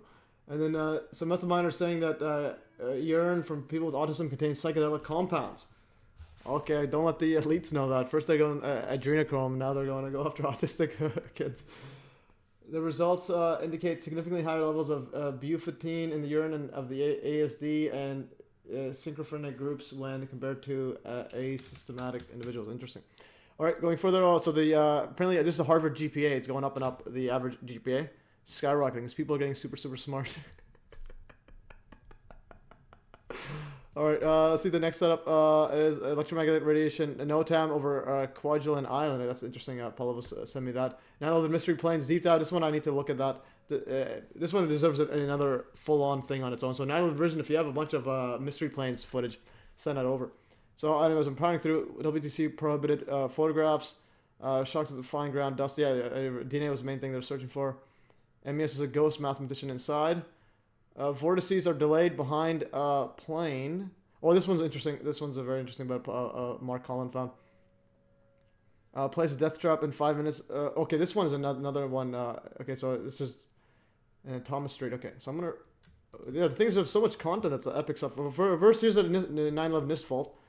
So this one here, if you go to the vault, and there's a whole bunch of files here, and you click the link, and you can see, I think a whole bunch of, this is the NOTAM one. You can see a whole bunch of NIST files, like I think that they released way back. A lot of photographs and so on. NIST released and a lot of videos as well, and so on. You see like official high definition one. There's the towers literally turned dust. There's some fuming going on there and so on. So I put the links all over there on YouTube. And there's me. I think the comments I want to look at. So some of them are closed maybe. Speaking of a child with a ghost in him, you might have a ghost mathematician in me. That is true. All right, and then this one here, Mark Collins shared. So some video fakery saying, well, they had a decent claim. They're saying that there's no wing vortices. They're arguing against the planes, but that argument I think is inconclusive, as shown from this from 9/11 planes research or Mark Collins. So here's some like random smoke or whatever. And then you have a plane going through, and then because of the wingtips there cutting through the air, they form vortices right here. but it's a lot. It's very delayed, and so for 9/11 that'll be after the explosion, so it could have some other weird effects. So it's hard to pinpoint. But now you're gonna see it right here. And notice how this all's gonna start spinning now. Yeah, now it starts spinning. Yeah, so this is after the cut, so it's very delayed vortices occurring. Yeah, and it's going up and down. This is very, very, very delayed from the... and now the whole thing's getting disrupted. And if you see another one... yeah, now it's spinning in a circle. See it's spinning in a circle? So that's epic. I'll have it double speed now. So I'll now make it super fast speed. So here's super fast speed goes through, and you have like literally like 40 seconds later. And then it's spinning. Like 30 seconds. Yeah, and then there's spinning. There's a vortex there. So that's epic stuff there. So yeah, so some like I think Ace Baker was saying that the wing vortices didn't occur in 9/11. I think that argument, you can't use that. It's just inconclusive. Going back, so NOTAM put out an alert on December 28th, 2023, and also a recent one as well. Like I think like for this May, attention all aircraft operating in the vicinity of the Kwajalein atoll, for your safety, overflight of the island north of the RW is prohibited. This is considered a hazardous area with the potential for loss of life. All arrivals and departures make south traffic only to avoid extreme radiation hazards. And I think it was electromagnetic radiation or something. And now, yeah, so now it says electromagnetic radiation. So strong LiDAR makes sense maybe. But anyways, that was interesting. That's like some random place that I think used to be a nuclear zone. The U.S. used to test out nuclear stuff. A decades-old nuclear coffin on Pacific Island cracks under climate stress. Let's see, what's that place called? Kwajalein Atoll. It's like they're literally doing some testing here. Okay, I'm just going to Google Maps. Where's Kwajalein? Yeah, so the U.S. doing a whole bunch of tests. I think they did military tests, nuclear tests, all in this random area right here to contaminate the world. All right, that's pretty epic. Okay, I'm going to start closing this. I'm going to try to fast forward. We are trying to... okay, this is the NIST one. Autistic one. Let's play the 9/11 revisionist setup here. 9/11 revisionist, and this nice video. 2 minutes. I don't know. I mean, I do support a permanent commission to examine, not just that, but lots of other things in this area. So. But if it's a permanent cover-up, then it's. I mean, if it's an act of war and it's hiding things, which everyone on your commission knew that the Pentagon was changing their stories, lying to you, right. And it's a cover-up of an act of war, and under Article 3, Section 3 of the Constitution, it's treason. So unless we get to the very bottom of it, then we're still talking a treasonous exposition. This is a longer conversation. I'm not sure you ever get to the bottom of it. We have to, or we can't save our country, sir. I don't think. Well, if that's the condition upon which we're going to be saving our country, because the problem it's a 30-year-old conspiracy. No, I'm talking about 9/11. That's what I'm talking about. Oh, you are. You mean this? Fraud niggas, y'all niggas. Okay, well, yeah, I don't want to play any just rap songs in here. That's that shit. Becca. All right.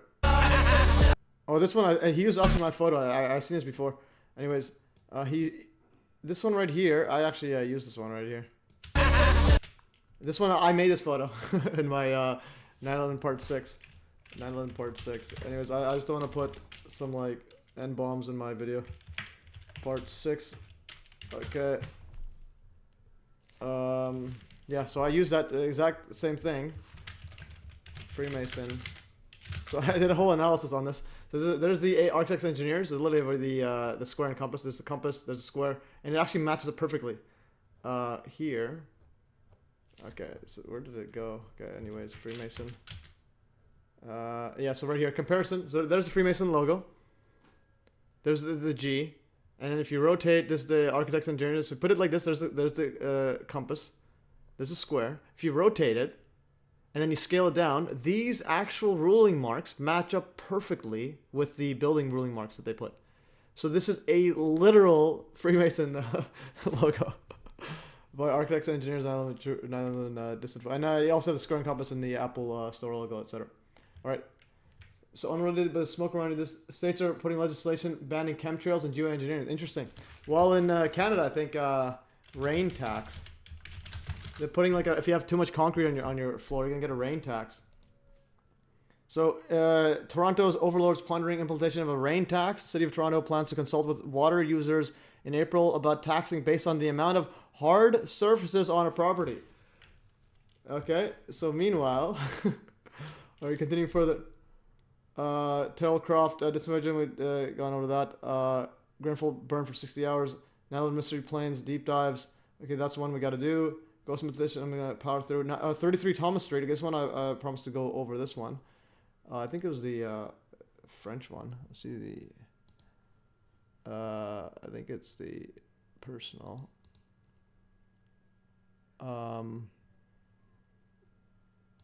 Not Keith, this French guy wrote. Okay, this one here. Okay, so these are 33 Thomas Street. So built. This is a building built 1969 to 1974. Floor count or built between that area, pretty much similar to 9/11. Floor count 29, and then architects John Carl Warkany, developer AT&T. So 33, obviously Freemason to give away. There's no windows anywhere. That's for brutal living there or working there. 33 Thomas Street, formerly AT&T Long Lines building, is a 550 foot tall, 170 meter windowless skyscraper in the Tribeca neighborhood of Lower Manhattan. 33 number of years of existence of the Twin Towers. Thomas equals twin. That is true. Thomas is twin. It does mean twin. AT&T invented the emergency number 9/11 in 1968. That is true. And then the CLLI code for this facility is NYC MNBW. The building also has been described as the location of a national security agency NSA mass surveillance hub codenamed Titan Point. Oh, we have 33 people watching, guys. Let's go. And then on Tuesday, September 17th, 1981, almost exactly 10 years from Tuesday, September 11th, 2001, management failure, power equipment failure, and human error combined to disable AT&T's central office switch at 33 Thomas. More than 5 million calls were blocked, and Federal Aviation Administration's private lines were also interrupted, disrupting air traffic control to 398 airports serving most of the northeastern United States. The problem arose when the electric utility Consolidated Edison asked AT&T to temporarily stop drawing electricity from the grid and instead use the building's on-site generators. The request was part of a previous load-shedding agreement, and the switch had been performed successfully in the past, but on this occasion it went wrong. After switching power sources, standard procedure was to check all the equipment power supplies, known as DC plants, for problems, but due to scheduled training, the check was not performed, and one plant went on battery backup. The alarms were not detected until it was too late to maintain uninterrupted power. After the destruction of the WTC in December 11, 2001, AT&T local services moved facilities lost in the attacks to the 33 Thomas and 811 10th Avenue. All right, then there's another one. 33 Thomas Street continue. As it was built to house telephone switching equipment, the average floor height is 18 feet, considerably taller than an average high-rise. The floors are also unusually strong, designed to carry 200 to 300 pound per square foot, 9.6 to 4.4 kilopascals live loads. It is often described as one of the most secure buildings in America, and was designed to be self-sufficient with its own gas and water supplies, along with generation capabilities, and protected from nuclear fallout for up to 2 weeks after a nuclear blast.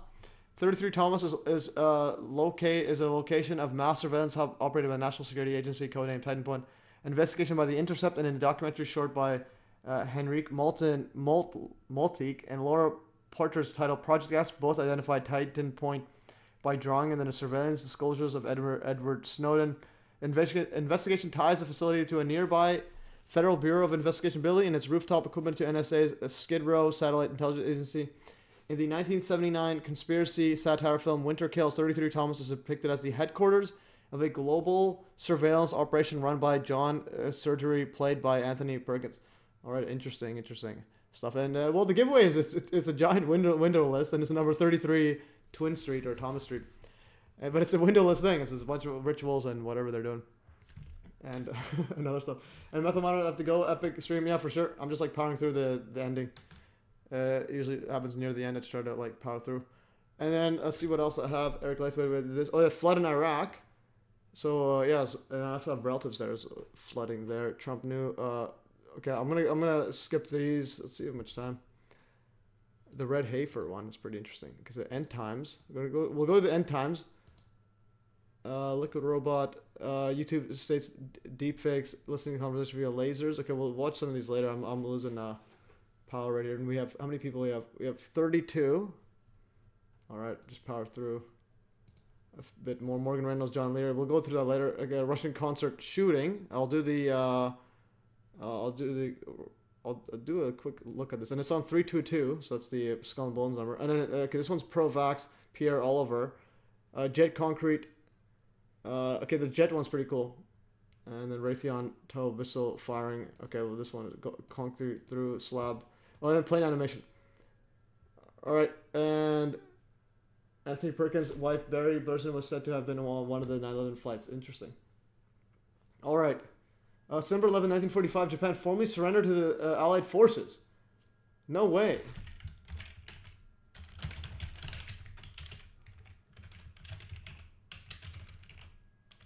No way. No other way. Formally signed December 2nd. December 11, where's the 11 come from? There's no 11. Oh, there's an 11. The official surrender ceremony, the ceremony of the Japanese to the Australian forces on board was on December 11, 1945. Well, that's interesting. So it's signed December 2, and then there's the ceremony at 11. That's epic stuff. All right. Let's see what I had power through. Okay, first of all, there's the Pierre Oliver guy, Oliver or whatever. I had a vaccine or okay, Pierre. So here's Conservative leader and likely future Prime Minister of Canada, Pierre Oliver. He's big on vaccines, so he's supposed to be like opposition, and he's saying that back then he was saying that Trudeau was wrong because he wouldn't get the vaccine rolling out fast enough.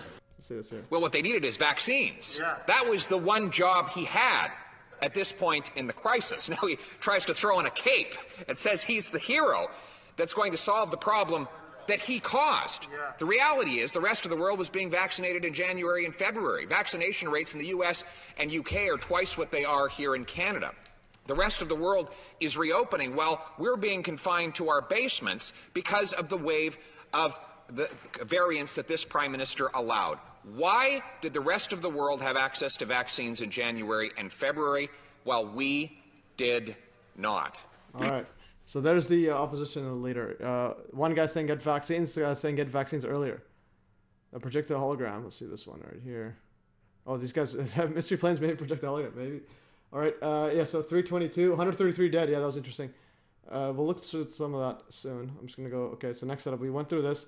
Raytheon. I just want to show this one here. Raytheon. Okay, I wanted to show this one because I remember when I was talking about like a missile with like laser beam, with like a lightsaber. This one's a Raytheon missile that somehow has like fire shooting out of the side. I think for stability or something. And first it launches and it explodes. See this right here? I'll just mute it. And then it literally has that. And then it has it here, and then it moves sideways.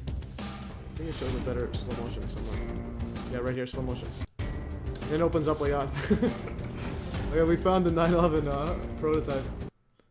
That's epic. All right.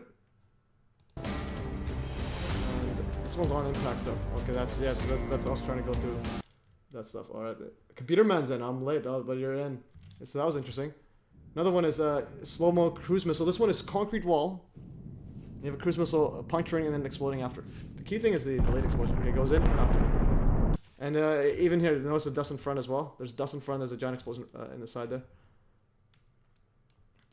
And yeah, so if it was a cold explosion on 9/11, even a regular explosion possibly could be behaving coldly in a Hudson effect like field. So that's interesting. Play it again. Look at this, just solid going through, puncturing, and then exploding. So that's epic. Okay, so that's a bunker buster. And now, I posted this actually on my Telegram. I had a good comment. Oh, did I have it here, or I have it scheduled? Actually, I have it scheduled. Okay, I have it scheduled for. I have it scheduled for today at 9 p.m. The Pentagon alleged plane crash animation is the funniest fake physics ever made. This is probably one of the fakes ever. Fusion Intelligence Center. I will explain more next stream. Interesting. Okay, I'm gonna say this right here. These guys made an animation of all the Pentagon stuff. So, and this is like, I think they're paid for to do it or something like that. Recreating events using fake physics, SolidWorks. Generate animation showing the physics of a dynamic situation. All right. September 11, 2001. So you have this flight 77 going 500. Okay, it's Paul of yeah, it is AT&T Surveillance Center. Okay, it's off by 10th Street. Anyways, been by many times. Okay, so there's one light pole. Okay, so somehow struck a light pole. Light pole actually can the wings. Most part of the wings cannot go through it. Anyways, and it goes in the second one. So this plane is literally on ground level, going 500 miles an hour, hitting one light pole. And it's showing some random image of this light pole. Okay. All right, let's go. I'll do double speed. Okay, another one. All right. Okay, going back here. Lamp 3 struck, causing a luminary to enter starboard engine intake. Okay. Oh, there's a pole there. Okay. Light pole 4 struck. Smoke begins to bellow from damaged engine. All right. Where's the smoke?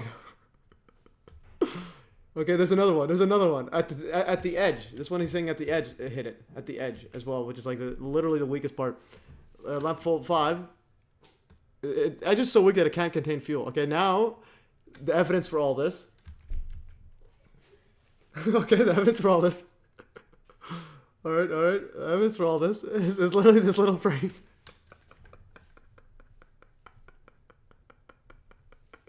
All right. Let's see the evidence. There's the. Oh, okay. Okay, let's see this right here. Okay, this is. All right, and there's the explosion. Okay. And I think it continues. Okay, now there's some weird dustification going on. All right, now it's going backwards a bit. So I like how they did it all in exact timing of whatever available evidence was. Unscathed light pole, and remember this is the Pentagon, so it's got like literally, the Pentagon literally has infinite, like security cameras, and all they got was like 3 frames. And now if you look at there's a tree apparently in front too. That's interesting, and it goes in completely. So this guys were hired to do the physics. So it goes in completely, and they're using 3D model. All right, so that's the physics of it. And, oh, whoops. Going back here. Okay, it goes in completely. And then it shows some random stuff, and there's some plane part. Look, they showed ground structure damage. The ground... Airplane debris. Okay, so you have 1, 2, 3, 4, 5, 6, 7, 8, 9, 10, 11, 12, 13, 14, 15, 16. Okay, 16. And what are those things? That doesn't look like a plane, but anyways. 17, okay, we have something there. This was after the fact. They throw it all after. Because like even the witness guys that says that there's nothing there, even at the live news report. Anyways, so that was the clown physics, one of the worst physics I've ever like seen. Anyways, this is the Trump Armageddon stuff. Okay, we'll save this for the end. We'll save the Trump stuff and the vault. Okay, this is Nimia. Okay, surrender one. That was interesting.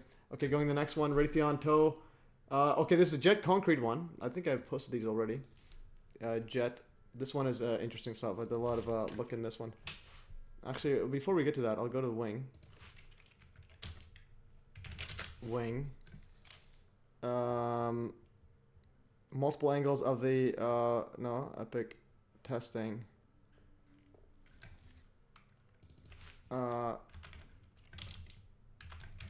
Plane test. Okay, this one here. Remember the thing went through 5? It went through 5 light bulbs, all the tips. Like, now if you see this one here, this was 1960 whatever, and this is going like super slow. And where's the test? Okay, I think there's a aircraft behavior under crash conditions through accurate crash load measurements. With this information, improvements can be made in survivability. The engines from their mounts. Okay, so there's just a wooden pole. The other one was a street light pole. Let's see this one. Gear. Wrench the engines from their mounts and start engine fires. And there's the this pole one impact yaws the aircraft. And it also turns it. A glancing contact with the left wing. So the left wing. Left wing is completely shattered. So 9/11 went through 5 of them. All right. Okay, so it went through 5. So that was that one. And then another one I wanted to show. The next setup is okay. So we had a Raytheon. Okay, now we go to the jet. the jet stuff. The links are in the thing, but I made a pretty good setup here. So multiple angles of the fighter jet into concrete wall crash test. Second video's commentary on the crash. Nearly all of the plane, including the engine, was broken into small pieces. And note the large explosion on impact. The concrete wall was only penetrated 2.4 inches. It literally went through like this much of the concrete wall. It couldn't even go through anything more than that. And the plane was filled with water to mimic fuel. And these tests were used to predict impact of a plane into a building.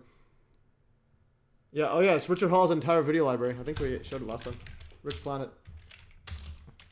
Okay, I'm just gonna power through a bit more.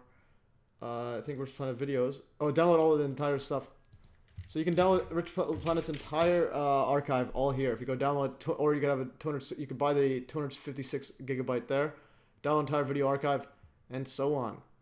And interestingly, I think you could also download all of my stuff too, and view it too without even downloading. If you go to for example, the 9/11 one, you get if you go to all of the peak 9/11. So if you go to peak 9/11, and then you go links to all notes and playlists. You go to MES Notes OneDrive, or you can go mes.fm/911truth. And you can go here. You can view all of the ones I have. Witness Testimony, all the parts, all the uploads and so on, all here. So Towers That Fall, and it has the videos. There's the, I think, that was the one I'm working on. Here's, this is the one I'm working on as well. 29, let's go to 28, for example. 27 Spire. So there's the video, there's the notes, there's a thumbnail. There's some other stuff, Spire compilation. This is the GIMP file, so you can edit the thumbnail. And also have, this is the Camtasia. This is actually the video editing file, the meta, everything in there. Every single thing I have. Yeah, so basically, every single thing, I'll put a better link in this. Does that work actually? Oh no, it doesn't work. Okay, so I gotta put a better link. MES OneDrive folders. So there it is, there's a better link. Every single thing, and you can see everything here. All the BitChute playlists, I have a YouTube Odyssey playlist.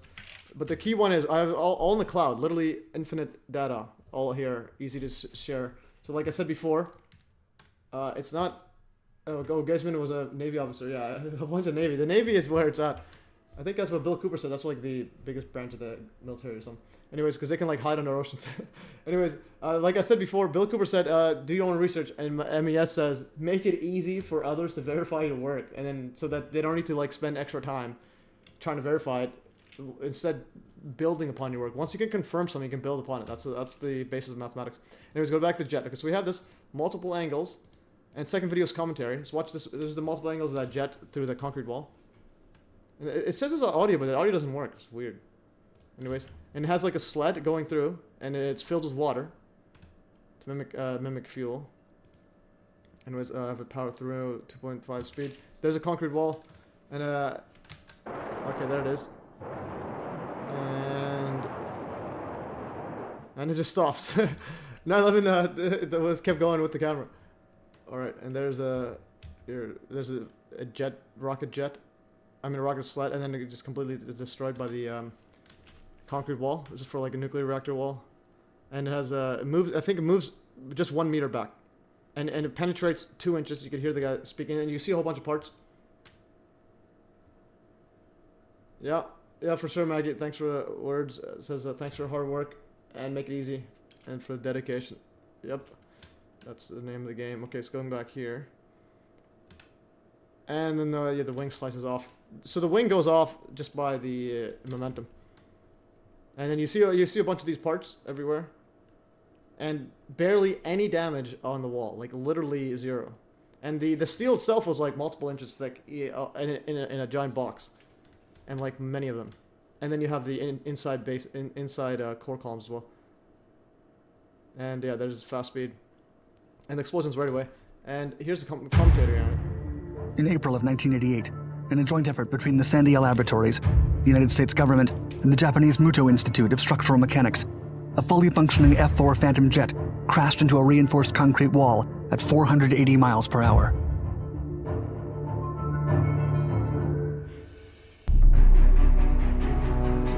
I don't want to get copyright or also fast forward. Strength through a highly unusual test of nuclear components of nuclear weapons and high technology. In the late 1980s, Sandia Laboratories filled with water to simulate its fuel weight. The jet interceptor was loaded onto a rocket sled and accelerated to a speed of about 480 miles per hour with the help of rocket boosters. It then impacted the reinforced concrete wall head-on, and the footage shows the crash from several angles.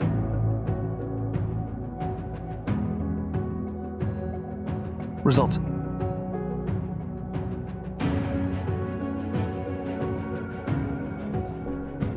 The impact atomized the aircraft's tail, fuselage, and canopy into billions of minute pieces, disappearing in a cloud of smoke and fire. Parts of the destroyed aircraft and bits of crushed engines landed on adjoining terrains. The only section of the Phantom that remained intact was a small piece from a wing that missed the wall entirely. You hear that? The only part that was intact was a small piece of the wing. Even the engine was like completely destroyed. See, impact force, like completely atomized, like billions and billions of parts. The concrete block only suffered minor structural damage, with perforations no more than 2.4 inches deep. 2.4 inches deep. Okay, okay, that's the stuff we're talking about. And also, like, literally, the smallest part was literally a tiny, tiny wing, like piece of the wing that didn't hit. But anyways, there's some epic stuff. Definitely watch that, guys. And then they said that there's also predicts what happens with a plane hitting the building. Untried on the real thing. Not anymore. Sandia officials later added that although these kind of tests might seem superfluous, they are in fact highly critical. Quote, researchers need to estimate the structural response of a building in such an accident. To do that, they must know how the impact force changes throughout the brief time the crash is in progress. In the end, the 1988 experiment proved that the reinforced concrete walls to protect the US's nuclear reactors could stop a standard jet from inflicting grave damage on their contained atomic weapons, averting a local atomic disaster. It says something about buildings now, but we'll do that later. But anyways, watch that. Definitely watch that. And also building, actually. I want to see where he said building. Building. Yeah. Play here. The crash data are going to give us an unprecedented ability to predict the impact force when an aircraft crashes into a building. Alright. See? It gives us prediction ability. That's what's supposed to happen. Not 9/11. So again, the crash one is unreal. Then you can see the comparison one right here. Comparison. We'll mute it. Comparison goes in, and then you hear this one completely in through. And even the fin also cut the steel bolt, and then it blows up after delayed explosion inside the steel. All right, and then also in the link, I include a link to this fake physics guy that was actually at the F4, and he was saying some big bogus fake stuff here. So fake engineer that worked on the F4 Phantom test, lying about 9/11 plane crashes. I say fake as once you lie, you're fake. He's saying that the plane had less mass than the concrete wall, that's why it didn't go through. Like, are you stupid? Alright, anyways, that's too much, and it's also running out of time. Alright, plane animation, physics. Oh, also fake physics pushing molten aluminum plus water explosions is another thing. Another thing that was like viral. Working on either. Smithsonian channel 8 years ago saying that explosion was from molten aluminum and water inside the zone. Believe they have found the answer to some of the questions left unexplained by the official report. Creating a furnace. Inside, the aluminum reaches 1,000 degrees. At 700 degrees above its melting point, the aluminum now flows like water. All right. And then with water, finding cracks and holes in the damaged floor, the molten metal lands in pools of water from the sprinkler system on the floor below. The theory could explain several of the questions unanswered by the official report, including the explosions heard by one. Alright, just too ridiculous. They're saying it's a giant molten foundry of aluminum, while there's literally survivors calling on the phone for like 20-30 minutes, like Melissa Doy, and the firefighters inside saying there's literally nothing there. Alright, so next level patent text. I'll go to that later. I'm losing energy. So we went over 3 hours. Unreal. 3 hours. Last thing I'm gonna do, and then we're gonna end this, because we have 35 people. We got some people spiking up. Last thing I'm gonna end everything. We're gonna go through end times. Play one of Bunker Buster. Oh, the Bunker Buster one. Okay. I just lost 100 precious brain cells. Yeah. Yeah. Listen to those stuff. Okay. Bunker. Here's the Bunker one I have. Here's the comparison of the bunker buster. Here's one going through reinforced concrete, and then delayed explosion after. And there's that little output there. And then here's the, from all angles here. This one goes in, explodes after. Goes in, and this is the other thing people have to realize is the building is 208 feet wide. Okay, that's 60 meters. So in other words, that aluminum plane has to go through reinforced, has to go through reinforced concrete, and you have the exterior steel columns, and interior steel columns, and office equipment, and a whole bunch of other stuff, and concrete, and aluminum, and the aluminum cladding as well, and a whole bunch of everything, and it's 208 feet, and the mainstream says that the fuselage literally punctured through 208 feet. So this thing here somehow punctured through, so this thing straight through, this fuselage right here, from the this edge all the way out, and on top of the WTC-5, and that's fuselage is just the main body. So this part right here was not somehow crushed or whatnot, and then landed right here, and it went through this 208. I'll explain how much 208 feet is, and so all through all this. And then it landed right here. Where's the fuselage? There's the fuselage. This part right here. Not atomized, not crushed. Doesn't even have like burn marks. Completely floated downwards. Okay. Whereas that jet one completely turned into like tiny little pieces, including the engine. Remember that, including the engine. It'll turn into like billions of small parts. And now to illustrate how this is 208 feet wide. To illustrate that, 60 meters. So 208 feet, and I have a unit conversion actually. I finally finished this. MES unit conversion calculator. So you go to length, 208 feet, let's go to this one here. If you write 208 feet, 63 meters. Anyways, use this, guys. And then there's speed, and you can play the plus this, minus, and so on. Anyways, and now if you go Usain Bolt world record. So you go to Usain Bolt world record 100-meter race, right here. Set. Okay. So here's how far that fuselage had to go through. All that reinforced concrete. Reinforced. It has concrete has literally giant steel columns inside and outside. I'll put this right here. Okay, 208 feet of this, and there's an interior as well, and then the office equipment, like aluminum cladding. You have the walls and so on, the windows, everything, and so on. Now let's see this here. Here, and it's 208 feet, so 63 meters. So ready and to go.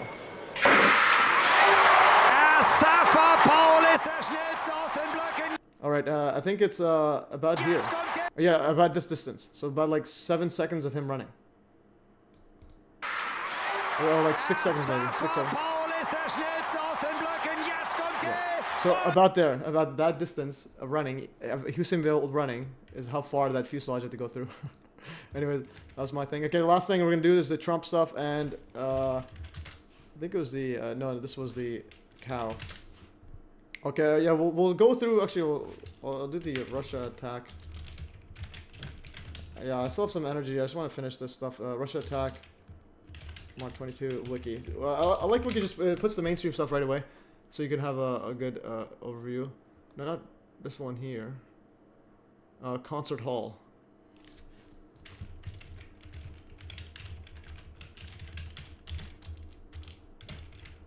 Wiki, let's see what the mainstream says.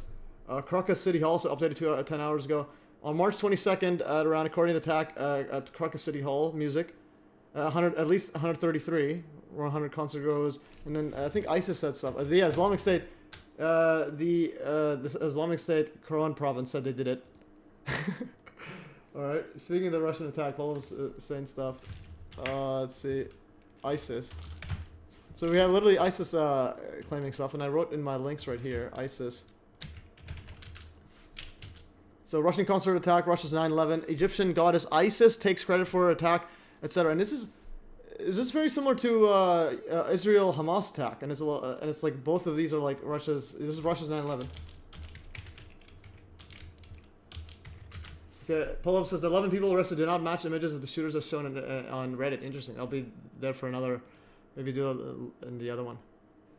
Russia's 9/11 concert.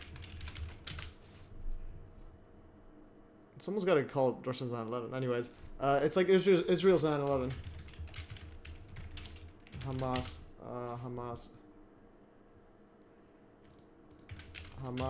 Israel's 9/11. Okay, Hamas's attack is Israel's 9/11. Anyways, and I think they were calling Russia's one. Anyways, I'm powering through last one. Okay, so we went through that briefly, and then we'll go through that later. End times. Okay, so we're gonna go through this one right here. That is true. When terrorists are roaming a concert with machine guns, what you do is take you out your phone and film them from cheap seats. Interesting. All right. So this one here, the W3 End Times update. So the Israel-Hamas conflict is in part because Israel is preparing to sacrifice red heifers or red cows, which some Jewish groups believe is a requirement to build a third temple in Jerusalem. Only issue is the Dome of the Rock Islamic shrine is located there and is the oldest surviving Islamic architecture. Some groups want to relocate the dome while others want to destroy it. So you have here October 7 massacre that sparked the infamous October 7 massacre that sparked a war. But when confounding... Okay, this froze, so we got to watch on YouTube. But anyways, we'll go to that. So the Temple Institute wishes to relocate the dome to another site and replace it with a third temple. Many Israelis are ambivalent about the movement's wishes, etc. And then some evangelical Christians consider rebuilding the temple to be a prerequisite to Armageddon in the Second Coming. And dome to be, and some of them are right here. Fellowship Church, this guy said in 2011. Imagine an incredible experience that would follow where the dome to be destroyed and the construction of the third temple to begin. And we'll watch the video soon. But here's a pastor that says, this is a MAGA pastor, pro-Trump, saying that Israel should bomb the Dome of the Rock so the third temple can be rebuilt and usher in the second coming of Jesus. What they ought to do is evacuate up there on the hill and get a great big missile and blow that wicked Dome of the Rock plumb off of the spot where it's standing right now so we can get that third temple rebuilt and usher in the coming of Jesus. Alright, so that's a psychopath right there. And going back here, we'll play this video right here. This is from, and this was an interesting write-up from Donnie Darkins. So his view is that all this like conspiracy stuff is being deliberately exposed, and then have Israel as the blame, and then eventually have them destroyed. But this is John Long, whatever. But I'm just saying this part is the 7 mass. And then so you should see his the infamous October 7 massacre that sparked a war. But when confounding yet eye-opening motive has escaped the headlines. In a recent speech, a Hamas spokesman blamed the Jews for bringing red cows to the Holy Land. The cows he's talking about at a secure, undisclosed location are these, red heifers, to be precise. Some Jews and Christians believe they're the key to rebuilding the historic Jewish temple in Jerusalem and to beckoning the Messiah. To understand, you have to go back nearly 2,000 years when the ancient Romans destroyed the last temple in the city. To rebuild it, these believers point to the Bible's book of Numbers. It commands the Israelites to sacrifice a red heifer without defect or blemish, and that has never been under a yoke. Only then can the temple rise again. Caring for them on an Israeli settlement in the West Bank is Yitzhak Mamo. So we have here, after a long research, we find in Texas. In Texas? Yeah, Texas, United States of America. Texas Red Angus, flying them 7,000 miles to Israel. This is not a publicity stunt. What do you mean? Meaning, this is something you take very seriously. Harry Potter is a good story. The Bible is not story. The Bible is a way of God to lead us. A massive altar already awaits, where the heifers are to be burned. According to some believers, the ceremony needs to be performed right here on the Mount of Olives, looking directly into where the temple once stood. But something else now stands in its place. The Dome of the Rock and Al-Aqsa Mosque, among the holiest sites in Islam. Today, only Muslims are allowed inside, but that's not stopping Jewish activists outside. Once you got, you started here. 6 days a week, Melissa Jane Kronfeld leads groups from around the world who defiantly pray, as close as armed guards permit. It's not about the destruction of Islamic holy sites. It is about preserving this place and being guardians over the house of God for all people. So you're happy with it where it is? No, it's going to go 100%, but I believe it's going to go. It's 100%, yeah. The whole thing is going to go. We have to build a temple. When you say that Dome of the Rock has to go, MJ, it's hard for me to imagine something more incendiary. Well, let me ask you something. The Middle East seems pretty destabilized right now, and the war, if I'm not mistaken, is already here. To be clear, hers is a dream not shared by the Israeli government or by the vast majority of Israelis and Jews, but it's been enough to incite numerous Islamist groups. Hamas has dubbed its October 7 assault on Israel the Al-Aqsa Wave and has the Dome of the Rock on its emblem. But this is sacred ground to billions of Muslims globally, not just Hamas terrorists, stresses Imam Mustafa Abu Sway of Al-Aqsa Mosque. Al-Aqsa Mosque belongs to all Muslims.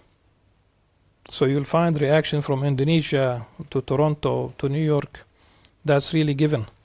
Al-Aqsa Mosque belongs to all Muslims, and the Muslims today are 2 billion people. 2 billion people. Simply by performing these acts, are these Jewish activists kicking a hornet's nest? They are. They are.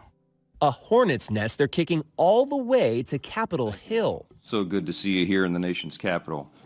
Those sacred cows were showcased in Washington at a recent prayer gathering. Many evangelicals believe these red heifers will usher Christ's second coming. And we need the Messiah to come, right? So for me, the red heifer, it's red for the blood of Jesus Christ. Back in the West Bank, Mamo says the ceremony could take place any day. But can you understand why Hamas could be outraged by something like this? I cannot understand that even if they are right, why they have to slaughter and rape people to win their war. Terrorists have been attacking us before we ever dreamed of these cows, he reflects. They don't need them as an excuse to kill. For CBS Saturday Morning, Chris Livesay, Jerusalem.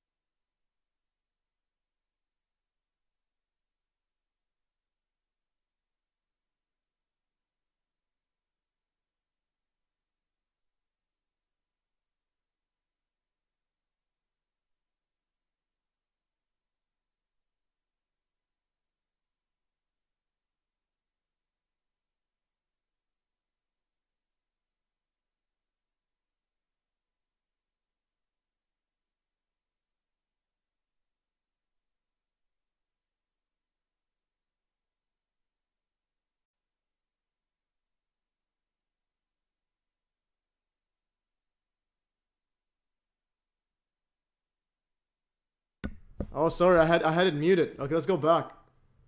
So yeah, somebody, sorry about that. I had it muted when I was playing that video. Let's go back to the thingy I had.